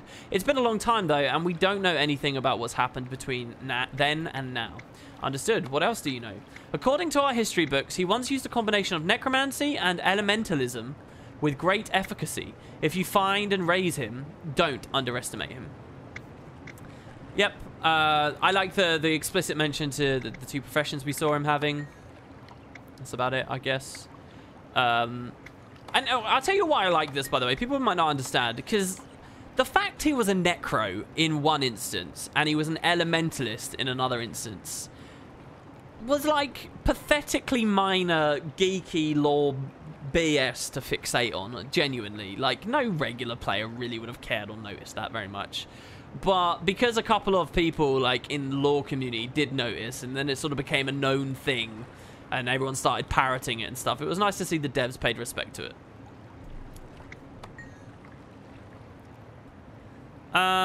Or we counsel Mercy when we see how weak he is, but Livia is determined to kill her. Yeah, well done, exactly. Yeah. Always with the cat hate. Sorry, yeah, I don't know why I went with the cat example there. Yeah, no, I think that would have been a nice way to do it, definitely. Chosen, not ascended. Well, you had to be chosen to become ascended, if I remember correctly. Well, chosen was specifically what the White Mantle... But then I think Vizier Kilbron tells us that we are the chosen of the prophecies, so we can be ascended. I can't remember. I'd have to look at the dialogue from Sanctum Key. Anyway, what do you know about the Eye of Janthir? All I know is that what's in the history books. It was a tool, the Masat White Mantle, associated with the people of Janthir. So this is interesting. The people of Janthir, tiny little nods, but I'll devour any little hint I can get. So we know there are people of Janthir. It was a magical construct that could see a person's gifts, so it serves the White Mantle. The fact they say gifts there, I think this is the devs being very scared to nail down exactly what it does. The impression it always gives you is it could give you like an insight into the innate magical capabilities of a personal material. But there you go. Exemplar Salia. It was a historic moment when you took the oath, you being you and all, not being Shining Blade and all. One for the history books, I suppose. Why open up now? It's not that we're opening up, it's you. The Master Exemplar thinks the day will come when Tyrion needs you, and we want a strong relationship with you. I mean, this is good because it's more reason for justifying why this story happened with us joining. I don't know whether they'll ever do anything with it, though. In those terms, at least. You know, that we're going to be some, like, god on the planet. I say that metaphorically. And they're all going to come weeping to us. Look, you joined us, remember us? I love when we have an oath swearing. I enjoy the pomp and circumstance of them. Do you do them often? Whenever a class of recruits graduates, the oath has been part of our tradition since, well, I guess since we became a kingdom again. Knowing you'll die if you tell, it encourages loyalty. I can imagine. And if you're ever being tortured and want to die, you have an easy way out. So convenient. I hadn't thought of it that way. I better go. Goodbye. Exemplar Yelan. Oh. Congratulations, you're so lucky to be traveling with Keridus. She's one of the most skilled among us. You sure you don't mean the most reckless? Ha ha ha ha ha. She could afford to be. I doubt there's much out there that could best her. I hope to be half as good as she is one day. Me too. And then Calden, you did a marvelous job. Bravo. Much better than I expected, even if you are the commander. Thanks, I think. Tell me, do you know Exemplar Keridus well? She trained me and she still mentors me. She's a force of nature. You think she can best Lazarus? I think that if she has you by her side, she can and will. The Master Exemplar feels you will provide the tipping point between failure and success. So that's why Anise sent me after her agent. But why the subterfuge? Did she tell you her true motives? You know Master Exemplar Anise. Lying is like breathing to her. She never tells anyone the whole truth. Sorry, let me reread this. Hold on, I read that terribly. Calden, speak again. You did a marvelous job. Bravo. Much better than I expected, even if you are the commander. Thanks, I think. Tell me, do you know Keridus well? She trained me, and she still mentors me. She's a force of nature. Do you think she can best Lazarus? I think that if she has you by her side, she can and will. The Master Exemplar feels you will provide the tipping point between failure and success. So that's why Anise sent me after her agent. But why the subterfuge? So why didn't Anise tell us why we were doing this? Didn't she tell you her true motives? You know Master Exemplar Anise, lying is like breathing like her. She never tells anyone the whole truth. I think it's a defense mechanism. So basically there is no reason. It was just for dramatic. It was just to make the arc, to add a bit of tension there. Interesting. I thought it was just with me. Oh no, everyone, but she trusts you more than most. I can tell you that. At times you've impressed her a great deal. I know she won't have vouched for you if she didn't mean it. That's some consolation. Thanks. There you go. Do the Stewie voice. You're working on that novel? You're gonna have some characters? You're gonna have a bit of a conflict up with you? Are you gonna do something? Alright, it was nice seeing references to all those exemplars from past Living World and personal stories. Yeah. Yeah, it is nice. Actually, I don't know who's Yelan. I recognise Mahid, Calden, Salia, Tali, and Yelan I don't recognise right now. This parchment is dated 1088 after the Exodus. It describes the Oath of Confidence with its trials and final vow, including all spoken elements. It says the oath is the cornerstone of Shining Blade security and is required of all members beyond the rank of recruit. No other shall betray us, as Marcus said. So I love this. I talked about this last weekend. We won't go into it. It ends with the spell, originally conceived by Master Exemplar Livia, was imbued into the Shining Blade sword by her and the inner circle. The spell was imbued into the sword.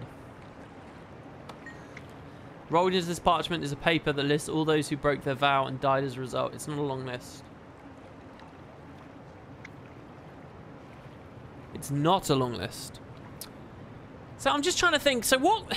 So let's talk about the vow a little bit more. What can they do that's cool with the vow? I think the main takeaway most people have right now is that we're going to be put in some conflict of interest in the future where we have to reveal the vow. And it will be like a problem for us and it will be on pain of death or something. I think the best thing that can come from that is some kind of interesting story where we're against the Shining Blade.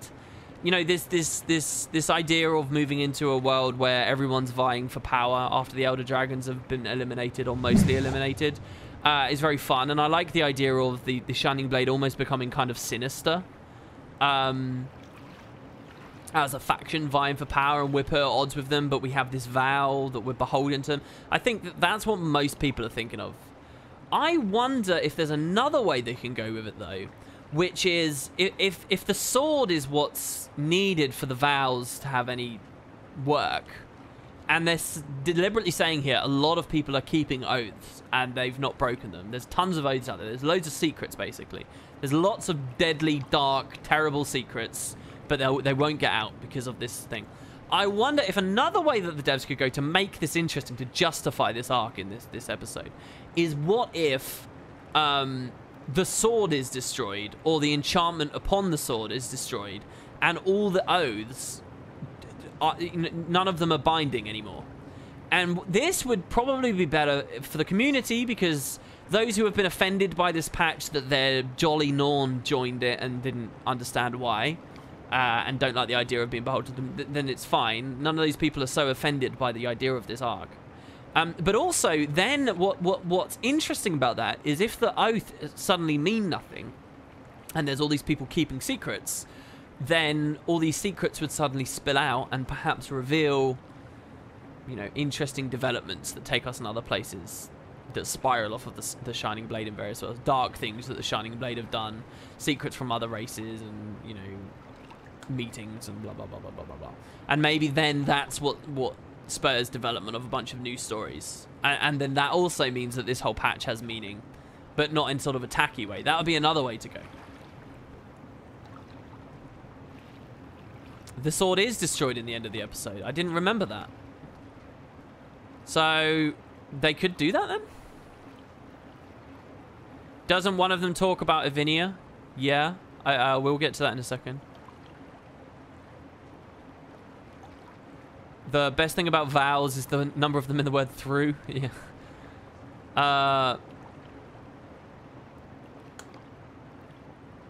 So yeah, I don't know. No one really has any comments on that.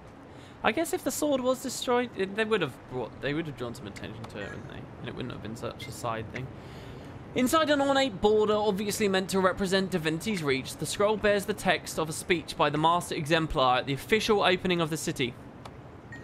Your Majesty, Queen Salma, citizens of Kryta, it is my honor to welcome you to the gates of our city, which will hereafter be known as Divinity's Reach. So this is Salma's reign. Salma was the first queen after the reunified Kryta, the first one. It is from here that our future will unfold. You and your descendants will live out your lives in these walls, in safety, your security provided by the Shining Blade and the Queen's Seraphs. This city is one of humanity's greatest achievements. I can only repeat what the Queen said earlier. Come one and all, in peace. Any who do will be welcomed and treated with respect. May the flags of humankind ever fly over the ramparts of Divinity's Reach. It's kind of interesting because I think the early 2012 lore gave me the distinct impression of Divinity's Reach being like a last bastion, a safe haven, a regression of humanity. And their depiction of the opening of it there doesn't sort of fall in line with that. Maybe not a big deal. Anyway, we've got 2 books here. Was DR already a thing? I thought they only built them in Lion's Arch, fell in the flooding. No, there was a place called the Divinity Coast. And there was like a little town up there. There was also in the War in Kryta, you could cross like a river and you could go to a lab that Zin was working at. And you could see him with Blim, I think it was, and they were extracting seer essence. It was very close to where the city would ultimately be founded, but we never got to properly go there. And the letters actually leave it ambiguous whether Bauer managed to... Oh, you're talking about the Bauer thing. Welcome to the Shining Blade. You've taken a heroic step towards being a defender of Kryta. You have vowed to give your life for Kryta and by extension the royal head. Your priorities always fall in this order. Kryta, Crichton royalty, Crichton citizens. Without a secure, functioning Crichton kingdom, first and foremost, all else falters. I like this ranking, this like hierarchy that they've got.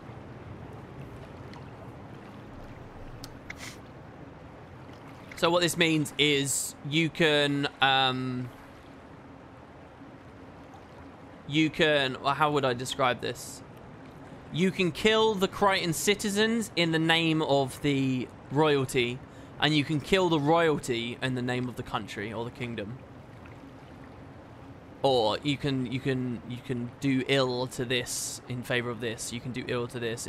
So it's sort of, you know, that this last distinction is sort of arbitrary, but you get the point. And here we've got this last book. Wow, so Tyria has welcome spam. The only enemy more evil than the Massat are the White Mantle, for they are Crichtons who have inflicted their own people, their own families, with the worst kind of suffering. They deserve no mercy. I like that. Seems very true to the organization. Basically, if I have little to say, it means I'm perfectly content and satisfied and happy. This beautifully illuminated scroll holds the text of a speech given by Master Exemplar Livia and the Shining Blade on the occasion of the destruction of Ascalon. I love this one as well. I'm afraid I have received ghastly news from Ascalon. Those of you who have family and friends there, I beg you to hear me out before taking action. You are Shining Blade and we are family. The Char army reached the city gates. Desperate King Adalbern used the magical relic Magdair to retaliate. The sword released a wave of magic that destroyed the city, all its residents. I'm told they have not passed peacefully, but continue to defend their kingdom, haunting the places where they died. This is a dark day for Tyria. The kingdom of Ascalon is no more. Please add them to your prayers. We are receiving refugees who are physically beyond the foe fire's reach. Emotionally, well, show them your greatest kindness. I'm sorry to bring you unhappiness. I think I've talked about it before. The story of Adalbern is most fitting for a sort of a novelization, and some of my favorite stuff in this entire franchise. It's nice to get a little bit more perspective on that from across in a different kingdom and how they reacted. Destruction of Ascalon. Let's read this. The Char didn't win the war. The Ascalonians still fight back. It's a matter of perspective. The pillars of the Shining Blade are loyalty, courage, and service. Loyalty and service to Kryta and the Shining Blade. Courage in the face of threat. That I'm not supremely happy with, but there's just not much to say really, is there? More books. This old book bears the title The Cleansing of the Blade. Skimming it, you discover that it details an assassination attempt on Queen Salma by White Mantle spies. It says, the Queen survived with only a minor wound because of Master Exemplar Livia's cunning and vigilance. The Shining Blade immediately began a campaign to find all infiltrators. It ends with Master Exemplar Livia stepped down and retreated into seclusion in the Shining Blade headquarters. She lived out her life there and was reported to have died in 1157 at 93. When does Sea of Sorrows take place? I actually don't know. I think it's after that, isn't it? It's like well after that, I'm sure. But that's of course false. An inserted sheet of paper says... Alright, so... hold on, let's just quickly... So she died 1157. After she dies, Master Exemplar Lorelei... Is Lorelei a male or female name? Lorelei was the next. I'm guessing that's a girl's name. Lorelei seems like a male name to me, though. Lorelei, I'm pretty sure is a chick, but that's Livia, just pretending to be someone else. And then Master or is it? Yeah, it is female, right? Everyone's saying female, I'm sure. And then after Lorelei, we have Marla. And then after Marla, we have Ievi. And then 1320, we've got... Who is the Master Exemplar? That would be... Wait, what? And then it's a niece, right? Never mind. No, I don't think any of these are Livia. I don't think any of them are Livia. I'm wrong.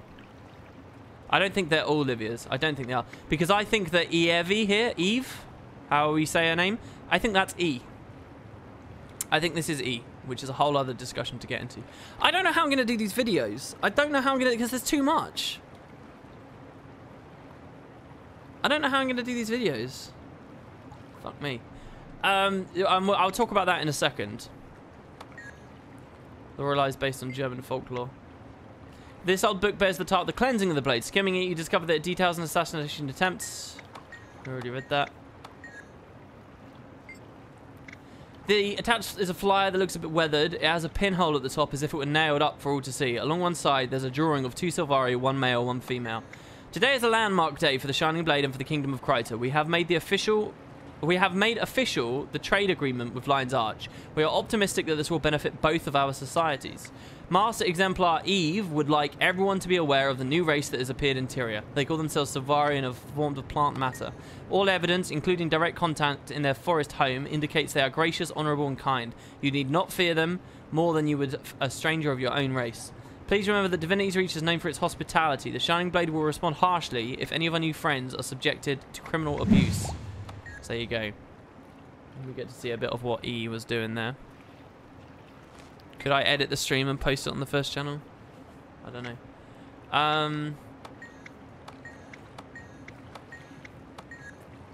I swear there's a book here that I've not read. Let's try this one here. I'm not sure if Eve is E. The only way that would be true is if Eve was masquerading as someone else and we were told by devs we'd already seen E in Season 1. I'm still betting Ella McKay as E is. It makes the most sense to me. Oh, wait, can you give me a source for them saying we'd definitely seen them in Season 1? Where's that from? I think I vaguely recall that, but I'd pushed it long out of mind until you mention it now. Did they really say we'd seen E in Season 1? A source would be really nice, Cossage. Type a message in chat when you've got one, and I'll permit you to post a link if we don't have a dev around. A mod. I've also got a message from a mod right now. Don't forget we've got a lottery going on, guys. If you want to win 1,000 Ectos, you can check out our lottery. We are going to be giving away, and that will keep going as more people join. When was the last time we heard from E? Can't remember. Start of Heart of Thorns, maybe?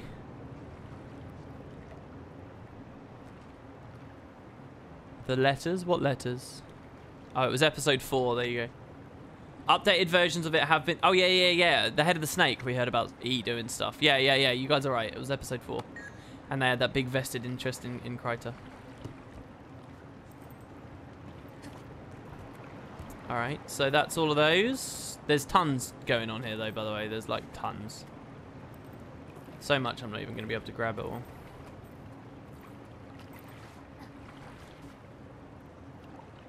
From what I recall, and I could be wrong here, that comment was from one of the points of interest that aired back in Season 1. Sadly, not all of those episodes exist anymore on ArenaNet's Twitch. They should... All the VODs should be up on their YouTube, except Episode 5 or something, which is mysteriously missing. And I've been quite curious about that. But, I mean, the devs obviously don't want people snooping around with it, so I've not talked much about it publicly.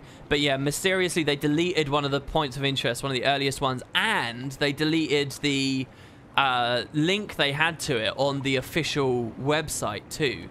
Which makes me think something was said on there, or some dev appeared on there, or something went on that they're not proud of, or they don't want people picking at in the future or something, or maybe some kind of internal drama, I don't know.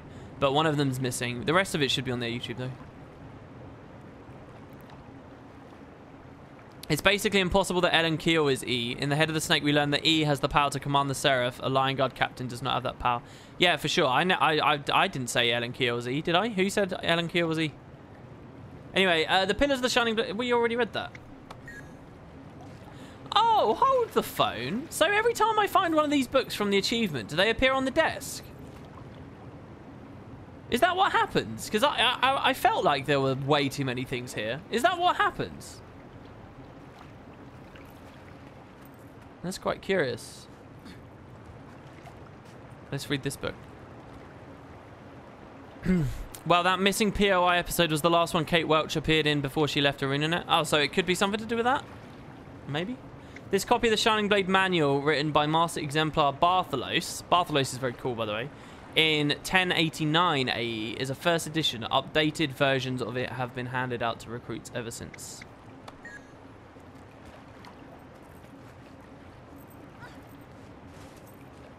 We'll glance at this book. The desk was full when you entered as well. Alright, let's go upstairs now then. Up. Okay.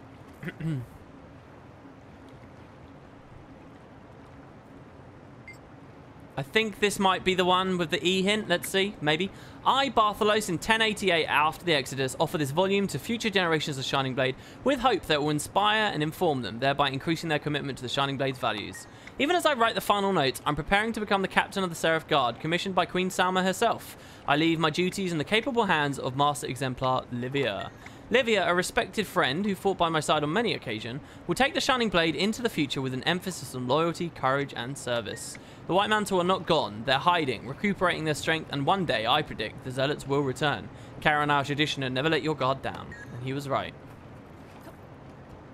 Nothing in this instance talks about Livia being on the Lady Livia, which crashed at Arra.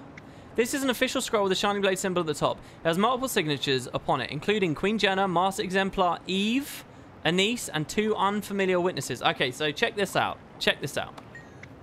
At the top, it says, this document makes official the transfer of power, duty, and responsibilities of the Master Exemplar's office from one Eve to one Anise, Countess of Kryta.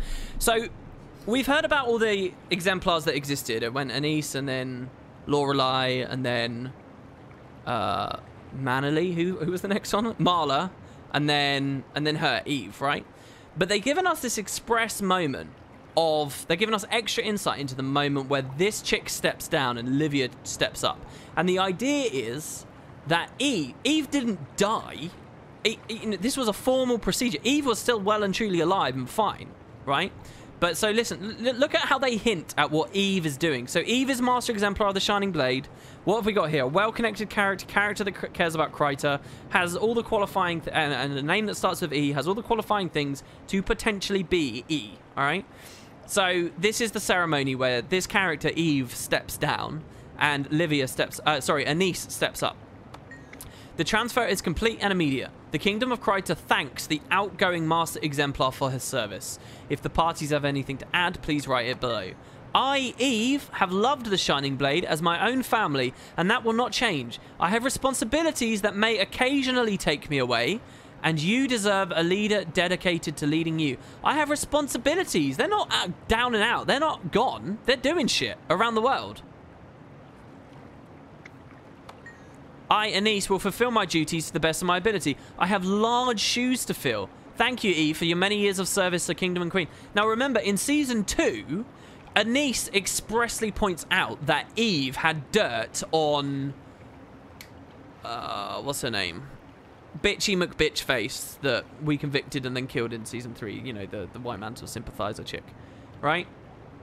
So, I mean, I think it makes sense, right? I think E equals Eve.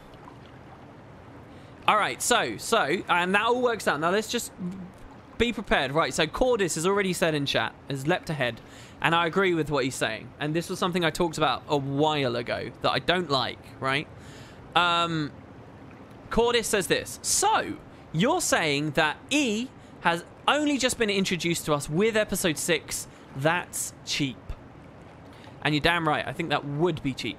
I think this works perfectly and it makes sense, but I think it is so shitty. See, I think what might be happening here is the devs could... There's 2 things that could be happening. One of them's amazing, and I have an incredible amount of respect for. One's cheap. What the devs could... Let's be cynics for a second. What the devs could be doing is introducing Eve in this patch and deliberately not focusing on E at all. And then what they're hoping to do is reveal who E is like 2 years from now, 3 years from now, so far off into the future that by the time they reveal it, the community won't recall well enough the first 3 years of pointless speculation they did. And it will feel natural. It will feel like Eve has been always been a part of the world and always been a part of the world building, and it wasn't cheap. So that's the cynical world to live in. Because obviously what sucks here is if they've only just introduced Eve now, then it's like, what was the point in ever stringing us along for the previous few years? What was the point in encouraging any kind of fanaticism about E? And maybe you can argue they didn't encourage that fanaticism. But, you know, it was all just a big shaggy dog story up until now. And that kind of spits on the community. So what they do is they sneakily introduce Eve now, and then they wait for ages to the point where it was all, you know, it's all so long ago nobody cares anymore, right? Revenge is a dish best served cold. Many things are best served cold. And waiting enough years, anything will grow cold, right? I think that that's the cynical world that we could be living in. The other thing that the devs could be doing, and this would be really cool, all right, and I'd have a lot of respect for this, is what they could be doing is introducing Eve here to make people like me and to make people like you, dear viewer, believe that this could be E, just to throw more candidates on the pile, to make it an even more interesting hunt for the real character, to add more pretenders to the throne that is E, to make it an even more interesting mystery, to stir the pot a little bit. And they have no intention of ever making Eve the E, because that would be cheap. Don't worry, they have no intention of doing that. That's cheap and they know it's cheap. But what they're doing is they're putting another candidate on the pile just to make it a bit more juicy and just to get a bit more speculation out there. So it's either that, which I think would be really cool and very fun to toy with and a nice idea, or it's kind of the cop-out. And it is a cop-out. Someone says, I don't think that's too cynical there. NG Larry does. I think it is. I definitely do. What it basically means is, oh yeah, let's put a mystery in the game and let's play around with it for years and years and years and never put any fucking effort or thought into who it's at. This is just, it's one of these things that happens in writing a lot and I hate, right? Any story I won't go into my own world building and stuff, but it's this thing, and I have real aversion to it because Carlton Cuse and Damon Lindelof were so fucking terrible at this with Lost, which was one of the first mystery-based TV shows to ever properly capture me, and they were terrible with this. It happens a lot, but the idea of writing a mystery before you know the answer and setting up a plot that you don't know the conclusion to, and it's that idea of just trying to tell things organically and find your feet as you go. But too often, that's seen as a good practice when instead it's just an excuse to be lazy with your writing. And I have major issues with it being done too much. And I hate the idea that for years the devs have had this E mystery and not put the effort in. And it is laziness, not put the effort in to internally have any clue who it would be. To the point that now 3 years later they have to sneakily throw Eve in, so that 2 years even further down the line, they can make the reveal and no one would notice the slight that the wall that they pulled in front of everyone's eyes. That is that is gross to me. I don't like that at all. I don't like the thought of it. What they've constructed now is nice, but it does sort of spit on the last 3 years, if that's what they're doing. Lost is a great show. Hating is just cool. Like any great long-running show, it's got ups and downs. If you want a particularly negatively loaded review, but nonetheless incredibly comprehensive and something I think everyone should watch, should be Rete Reviews Lost. I've talked about his review many times. It's like a 9-hour review of the show. In terms of like score and production values and all kinds of things, characters, I think you can't do better, honestly. It does things very, very well. In terms of scheduling and overarching narrative and world building, it's a piece of shit, and it's incredibly loaded. Not loaded, what's the word? It's very manipulative as they start scrabbling in the second half to figure out what the fuck they're going to do to wrap things up that they never had any plan on how to figure out. Anyway, that's a different story. You don't think ArenaNet's that incompetent? I think they had E figured out from the beginning, and we already know they're not afraid to change things just because the community figured it out. I don't like that either. You know, I think that you got to listen to your community. But I think your story is your story to a certain level. And this is at that level where I think they should commit to whatever their original idea was. So anyway, this could be great. This could be great. I don't know how cynical I actually am. I'm just giving you guys all the arguments. I want to believe in the positive. And the positive would be they're throwing another contender for E there just for the fun of it. But they do have an idea. The idea is a character that's been around since season 1. And it will work out well in the end. But this Eve fits the bill very well. Very well. And I would never look down on someone for saying Eve equals E. But at Wooden Potatoes, but if episode 6 was put together last minute, how likely is they put E's identity in there? I think very likely. I think the fact that this was a sort of... and don't forget, that's speculation. But if this was a last minute addition... I don't think that that makes any of the story here less meaningful. They could have had an idea that they wanted to introduce this exemplar for a while now, and just not had the right space to do it, you know?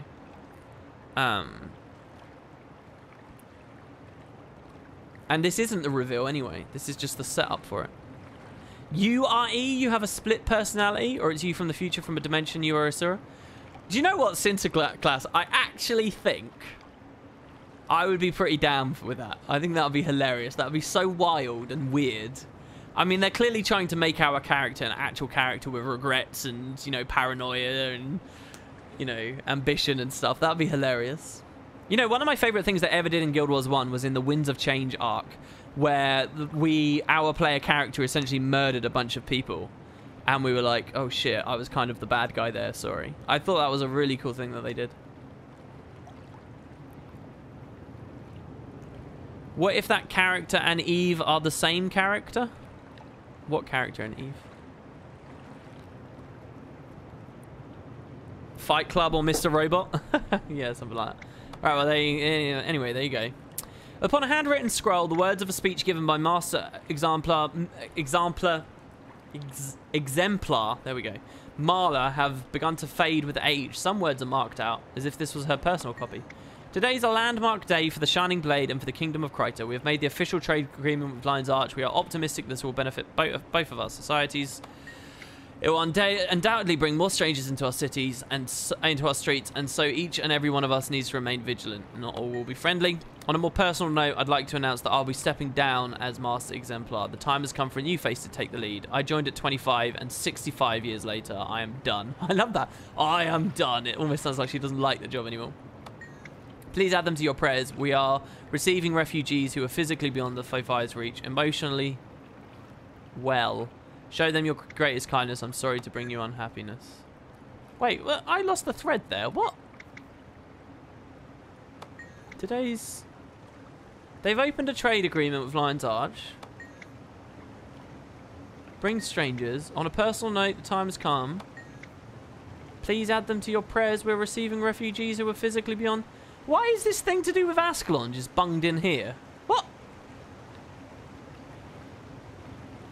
I think Areninet's fucking with us. E is not going to be a person, maybe an organization. I think that would be fun. At this point, yeah, I'm looking for something quite extraordinary to pay off on it. I think, I don't think you can give me a single character that's in the game, despite everything I said here about, oh, this would be tacky and cheap and blah, blah, blah. I genuinely don't think there's a single character you can give me in Guild Wars 2 right now, with what we know about that character right now in Guild Wars 2, that would be an interesting answer to, oh, that's E. I mean, try it. It has to be something really quite wild for me, I think.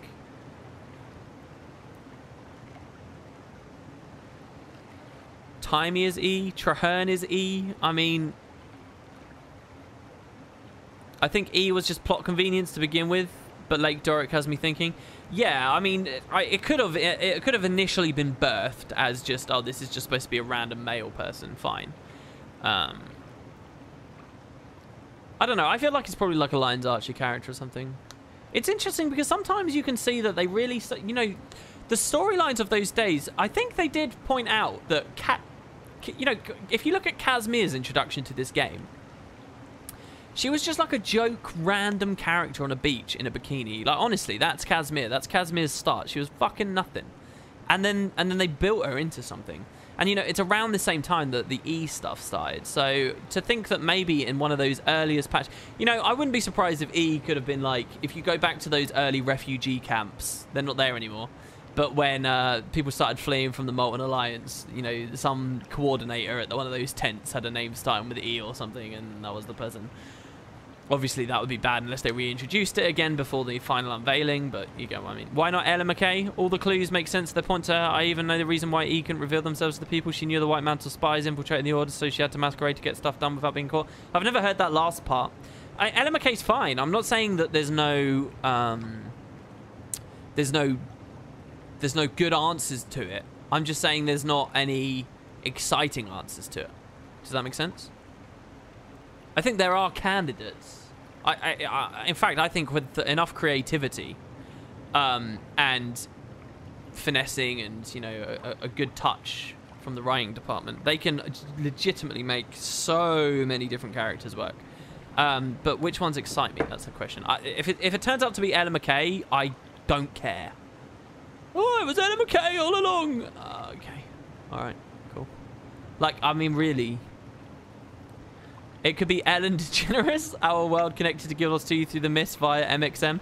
People hate MXM at the moment. I was sad to see. Have you guys noticed? Apparently, like they nerfed rewards or something, so everyone started wanking off about how bad the game is now, and it's like had a major backlash.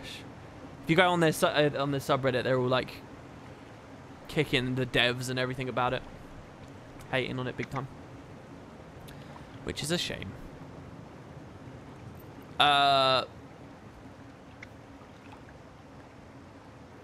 Alright, so we already read that. That's that one. I think that's pretty much it now, except a couple of book cases. E's reveal can be interesting if the story leading up to the reveal is built up right. The character itself doesn't necessarily have to be exciting. I agree with that. That's fair. That's perfectly fair. The only enemy more evil than the Messiah of the White Mantle, for they are Crichtons who have inflicted their own people, their own families, with the worst kind of suffering. They deserve no mercy. Close the book.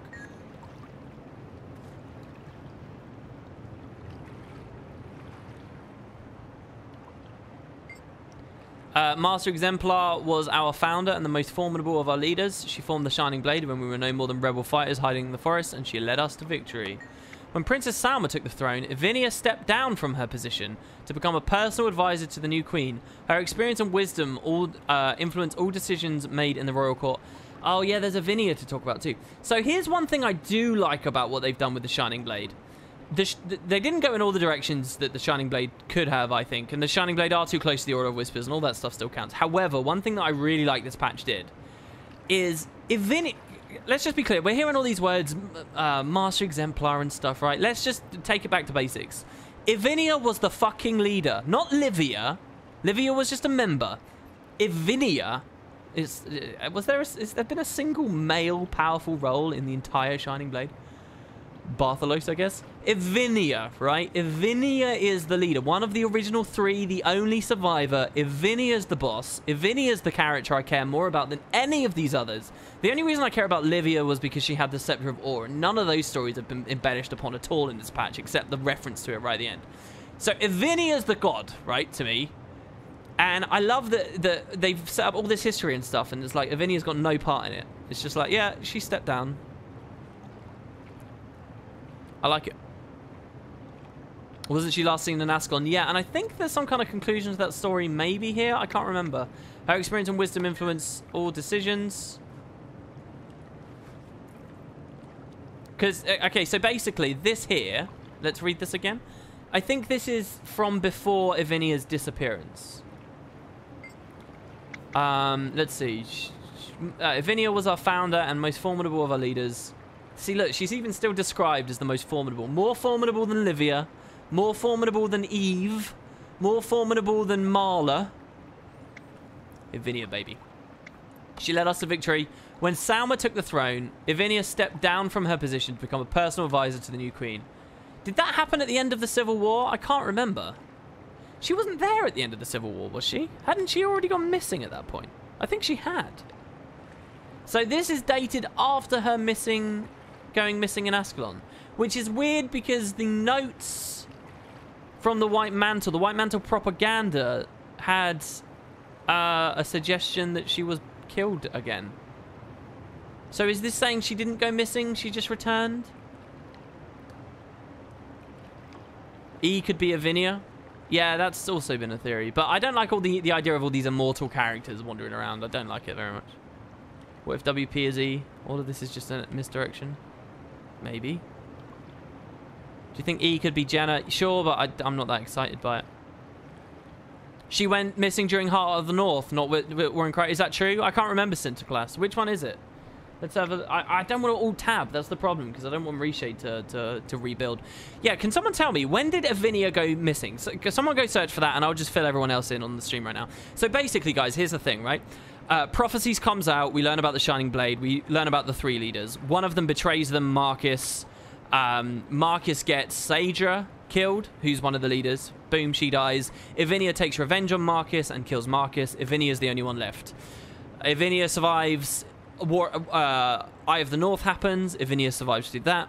The war in Kryta happens. Now, at some point around now, Ivinia goes to Ascalon for aid. I'm pretty sure she goes to Ascalon to ask for aid in the war in Kryta. I'm pretty sure that's why she goes.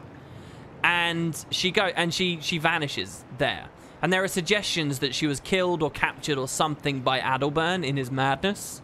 And that was even sort of vaguely referenced in Guild Wars 2 very recently, just before the Head of the Snake patch came out, when they added all of that White Mantle propaganda around. You could go to the Ascalon settlement, and there was propaganda there from the White Mantle, where they were sort of sneering at the Shining Blade and stuff, and they alluded to capturing Shining Blade assassins that had once upon a time gone to Ascalon. Those assassins presumably meaning Ivinia, who wasn't an assassin, but this is White Mantle propaganda, remember? So all of that. But really, all we saw was Ivinia just went missing. And so what this message here now could be meaning is, oh yeah, she just, she didn't go missing. She was just there and then she just came back later.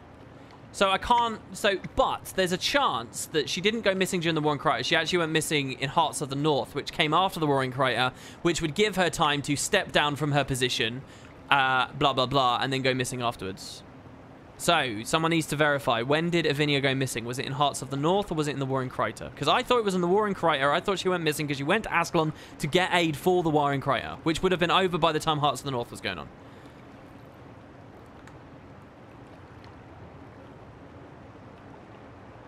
Man, all this discussion of the lore, despite writing Guild Wars 2 legit are some of the best lore and setting, I've stolen so much from my D&D game. I'm glad you think so.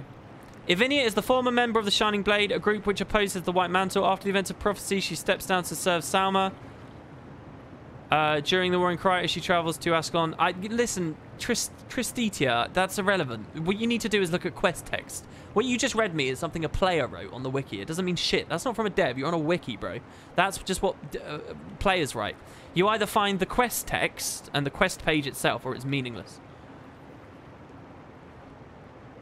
Wiki says it's during the War in Kryta she travelled to Ascalon as well, in exchange for Krytan aid. After struggling for a while to obtain help, she's reported missing, her last known location being Old Ascalon. Yeah, I thought that was the end of her timeline, but this message suggests that this is the end of her timeline, becoming, stepping down and becoming a personal advisor to the Queen after the war was over. I don't hate the wiki. The wiki's great. People just need to understand what wikis are, that's all. People use broad summaries written by the player base as justifications for their theories and so on. And I'm not saying that's what's happening in chat right now, and you know, I appreciate everyone trying to help in chat and stuff, but you know, it's often misused, terribly misused. During the open letters achievement in current events, as we tear down the posters, this is what Cordicus's propaganda poster says, which might imply Ivinia's fate. Generations ago, Zane the Merciful brought food and clothing for your countrymen. What did the Shining Blade send? Assassins, who your king had hanged from Ascalon City. Yeah, that's a suggestion that Ivinia got hung. Yeah, there you go. Cossage has got that.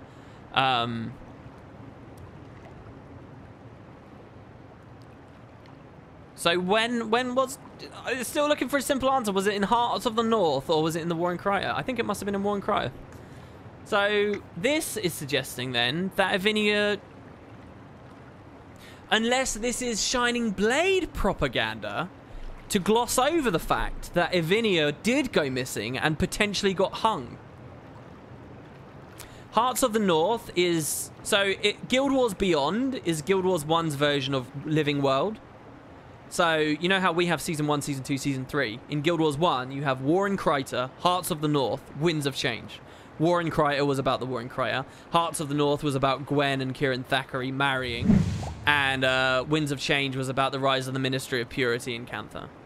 There was going to be a Season 4 as well for Guild Wars 1, Beyond, which was to do with Palawa Joko in Nightfall, but it never happened in the end, and Guild Wars 2 came out, and they just dropped it. So there you go. I have video series on all of those, by the way, and if you guys go watch them and leave comments on those videos, those are my favorite things to see when I look at YouTube every morning and see what people are talking about. I love seeing someone marathoning those old LPs and typing comments as they go.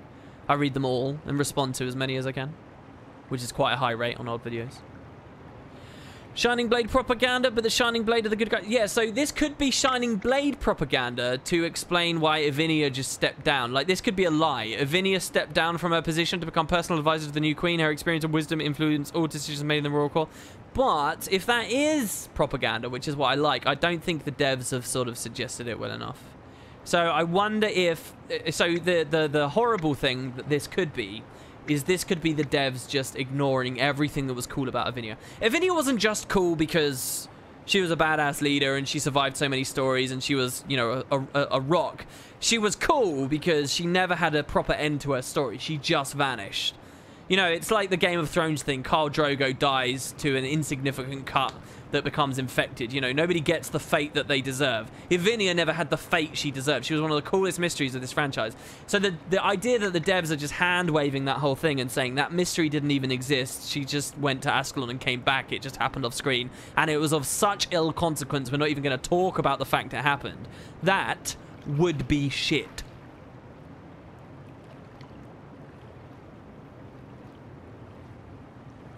So I don't know. The book seems to have multiple problems. For example, one book, Queen Salma introduced Divinity's Reach, yet she lived 150 years before Zhaitan flooded LA and forced the humans out of Kryta. Hey WP, I know it's not worthy to Guild Wars 2 lore, but what would be the shortest way to describe Guild Wars 2 story so far? Dragons are attacking and we're trying to kill them. Oh wait, don't kill them. There you go, you caught up. I got you, bro. One sentence. Maybe it's a dev oversight? Oh, don't tell me that.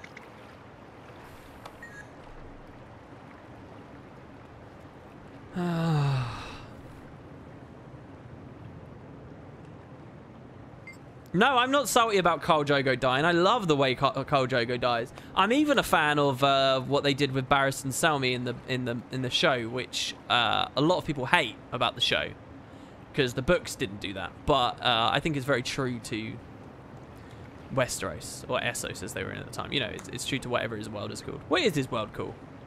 I don't know. The Blade fought Masat tyranny from the shadows until we found the allies needed to wage war and retake Kryta. We hunted down the Masat that the Titans spared, killing all but one, Lazarus. I love the mention of the Titans there. It's called Martinland. Ivinia has dialogue in Droknar's Forge that says she's stepping down? In Droknar's Forge? Oh, wait, Samuel, are you talking about the post-prophecies instance that takes place essentially in the PvP arena that is adjoining to Droknar's Forge, but I think is nonetheless called Droknar's Forge in the engine? And are you talking about 2000... Wait, it's not 2006 because it was added after Prophecies originally came out. But you're talking about when we speak to Ivinia just after Hell's Precipice. God, this game really needs a codex and a library. A lot of this I missed because I never played Guild Wars 1. Well, this is them trying to give it to you. It's just called The World of Ice and Fire. The Game of Thrones world has no official name. I quite like that. That's cool. That Drox text is set before the War in Kryta. Yeah, I think that it's probably that. Afterwards, a gift arrived. Oh, okay, so this one's really good. The Blade fought Masat tyranny from the shadows until we found the allies needed to wage war and retake Kryta. We hunted down the Masat that the Titans spared, killing all but one, Lazarus. So... So when it says until we found the allies needed to wage war and retake Kryta, the allies that they needed, they're suggesting are seers, because when we go to the next page, it says a gift arrived, the sword we called the Shining Blade. As the last lay dying, the seers bestowed us their ancient weapon and a duty to destroy the last Masat, should he ever return. I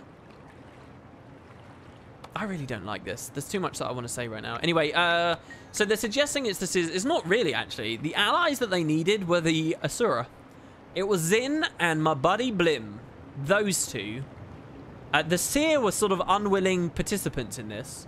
They essentially caught a seer. It was either a seer body or it was like a living seer that they had strapped down, and they were forcibly extracting its essence. There was no happy conversation between the two saying, oh yeah, we'll help you. The Asura experimented on like a seer carcass, and that's how they did that. Quite gross, really. So that's what that was. Then they're saying... Then there's a description of an event we never saw in Guild Wars 1 at all. Afterwards, a gift arrived, the sword we call the Shining Blade. As the last lay dying, the Seers bestowed us their ancient weapon and a duty to destroy the last Masat should he ever return. I don't know when this would have happened. This sounds like a really cool event, and I love the idea that the Shining Blade is a Seer gift, and I think that's all really cool. I like that.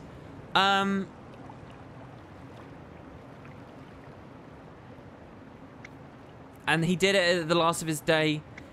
But this kind of sort of final talk about the Masat, like, this is it, boys. Lazarus is the last one. There is not a single Masat around. All those Masat that were supposedly in the mists and stuff, we're now making out like the Seers don't even know about them. But the Seers would have known about them. Do you get what I mean? Like, let's go over this story. The Masat, like, everyone's like, fighting Elder Dragons, woo! And then the Masat just fuck off. They're like, no, we're not dealing with this. And they bail, they leave, they go to the mists. And then they return later. You know, one thing that was always cool about the Masat was the idea that not all of them came back. Some of them could have stayed in the mist easily. And the Seers would have known that potentiality. But the Seers are sort of suggesting... destroy the last Masat should he ever return. Lazarus is the last one. There's only one. It's him. The Seers are telling you so. I don't know. I just don't like this. I don't like any of it. I don't like the Masat are just totally gone now. It's like the devs are so desperate to get people on the lore forums to shut up about the Masat. To get me to shut up about the Masat. That, look, we're killing every last one of them. This story is over. Shut up. That's sort of what it feels like I'm being told here. And it sucks because I think that you can... Like I was saying, that before episode 6 came out, I was already saying this, that it felt like the Masat were done, the White Mantle were done in Guild Wars 2, there was no need to go back to them, and it was all well and good. All I wanted, the only outstanding thing I wanted, is at some point for this franchise to take me to the Isles of Janthir. And I was hoping for some kind of Masat presence there, Janthir-based stuff there, Eye of Janthir, sorry, artifact stuff there, or Masat influence in the mist. That's all I wanted left. I don't think you had to completely destroy them and so finally speak about them in this way. And you guys might be like, oh, it could be a double bluff, but this isn't the way they would double bluff, is it really? I don't think so, anyway. I haven't considered to think about it this way now. I'm sad, WP. I mean, that's all I can think about when I read this. We can always have a fractal with Masat, Kappa. Did they use the same voice for Balthazar Lazarus and the real Lazarus? Yeah, they did, and that was another thing that sort of took the magic away from me. I've been getting increasingly more negative the more time I spend in this instance. It's weird, though. There are some things I really like about it. Let's check this trunk. A prequel game about the Masat/Seer War.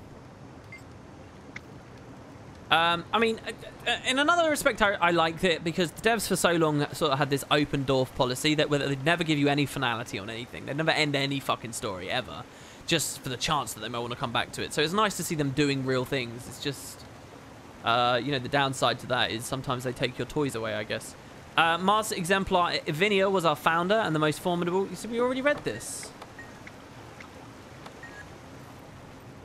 This is weird, the way that this is all set up. This is an odd instance. You know, it's actually got dark in my house now, right? And it's dark in here. I'm actually, like, suddenly realizing that the only light I've got around me is my salt lamp and the light of Twitch chat flicking by on the right. Dwayna guides and blesses us. She said to us, lay down thy weapons as I have done unto ye, and ye must do for your brethren. We fight so that one day... Actually, let me read that properly. Lay down thy weapons as I have done unto... thee, so thee must do for your brethren. Are they saying ye there? That word is thee. That Y is called a... What's that called? A thumb, I think? A thong? Something like that. And it just means TH. It came about from typing. So when they say ye, ye means thee. So, as I have unto thee, so thee must do for your brethren. But they seem to think it means you. Well, whatever. This is Tira. We fight so that one day we may lay down our weapons in peace. Dwayna entreats us to offer protection to the weak, give solace to shelter those who need it, be thee a salve to the wounded. And so we must. Thorn, that's it. There you go. Good word. There you go. Thorn, yeah, that's it. There are two different yees.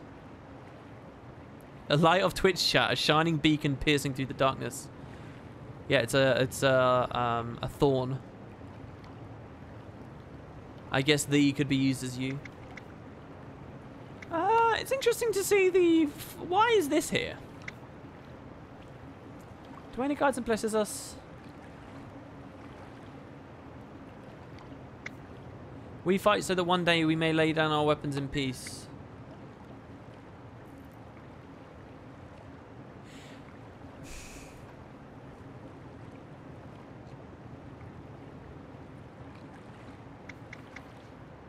Since when were the Shining Blades particularly Dwayna followers? That's interesting. And the funny thing is as well, this specific quote that the Shining Blade are focusing on here is actually quite contrary to the purpose of their organization. Their organization is established to be eternally vigilant. We've been talking about friggin' Game of Thrones a bit here. They're like the Night's Watch, right? They're being eternally vigilant at a threat they don't even know if it's around anymore, right? At something that has receded and receded and receded, and now it's just like a boogeyman to most people. Most of the population don't give a shit about it anymore. The White Mantle are a thing of the past, and yet they must be there, right? They must be eternally vigilant and watch for them, and turns out rightly so because of the Civil War that would be coming up. But, you know, that's what the Shining Blade are about. So then also to preach that we fight so that we may lay down our weapons in peace is weird because, in all honesty, like... The point of their organization is to never lay down your weapons in peace. You can right now, but you must be eternally vigilant. So it's weird to have this quote here. I wonder if the devs are deliberately playing with that, or it's just some random fucking filler. I don't know. Have there been any giveaways this stream? If there have, I've missed it completely. Thanks so much for the sub there, Coderi. Thank you very much. And then finally this book here. Receded, receded, receded, just like my hairline. Don't worry, bro. You can go to Turkey to get hairline restoration surgery. $3,000. They'll fly you out, sort it out for you. One night in a hotel, straight back. Boom, boom, boom. You'll look like a supermodel. The Blade fought Masart tyranny from the shadows until we found the allies. Yeah. We already had that. Oh, yeah, so then there's the pictures and stuff. I find it interesting there's a thing of the Harvest Temple here. I have no idea why. I'm going to assume they're just doing that for funsies. But that is very weird, isn't it? None of the other ones seem particularly relevant to anything that's going on, so. And there's the world, guys. Look. That's Guild Wars 2 right there. Alright, let's go down. And that's it, I think. WP going bald confirmed. Yeah, I've been receding for a while, man. I've been receding for a while. My brother is as well. We were thinking of doing the turkey thing. But money. It would be a fun adventure, I think. No giveaways today. Running out of skins. Feels bad, man. Apologies. Oh my god, we're outside. Breath of fresh air. Oh, that actually feels really good. Do you know what? That is like in an RPG where you go in a sewer for ages or a cave and then you finally get out the other side. Oh, I love that moment. Oh, we're out. Oh. If I ever made a game, I'd have like 20... I'd totally overdo it. My game would flop because I'd have way too many caves and dungeons and things just to try and give people this experience right here. Oh, doesn't that feel good? You know, after you've been on a huge adventure and finally hear the town music turn back, you get to walk over to the merchant, sell all your stuff. Equip your fine weaponry. Have you played Original Sin 2 at all? I've been too busy, yeah. Later. What's this? I hope you will not be disappointed with Heart of HOTS because for me this was so bad and story worse than WOL. You're talking about WoW, I guess, right now. Oh, also there's this interesting bit of dialogue from Evinia from the Ice Caves of Sorrow after Sydra's death. She said, if the old gods still exist, then hear me now. Sydra should not have died. It wasn't her time, but she gave her life so that the rest of us could live on. Now I put you on warning, you gods who abandoned Tyria so long. When my time comes and I arrive in the mist, I'd best not find that she's been mistreated, or as Balthazar is my witness, I'll make you all pay. I don't know whether they'll ever play off of that line. It sort of seems like just a bit of fun that the devs were having, but hey. Sewer levels the game by Wooden Potatoes. I would understand you need a balance, though, obviously. There's a fine line between putting something in that people love to hate than just simply hate, you know. And I think increasingly gaming communities, as we push through the 2010s, are forgetting the importance of that. They misconstrue any sort of dislike they have for something as just it should never exist. And we sort of torpedo our ways toward these like homogenous experiences that offer nothing but give without any downsides ever to punctuate the experience. Real talk, this would be a great screensaver. Oh, what areas in DR? Yeah, man. Turn the whole game into a beautiful screensaver. Reshade, Guild Wars 2 Hook by Grenba and Crosire. My sister's getting married. Presented by Wooden Potatoes.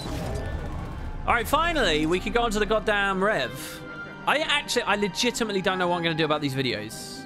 Because this stream's been super long already. I can't do, like, a 2.5 hour discussion video about a single instance. I can't.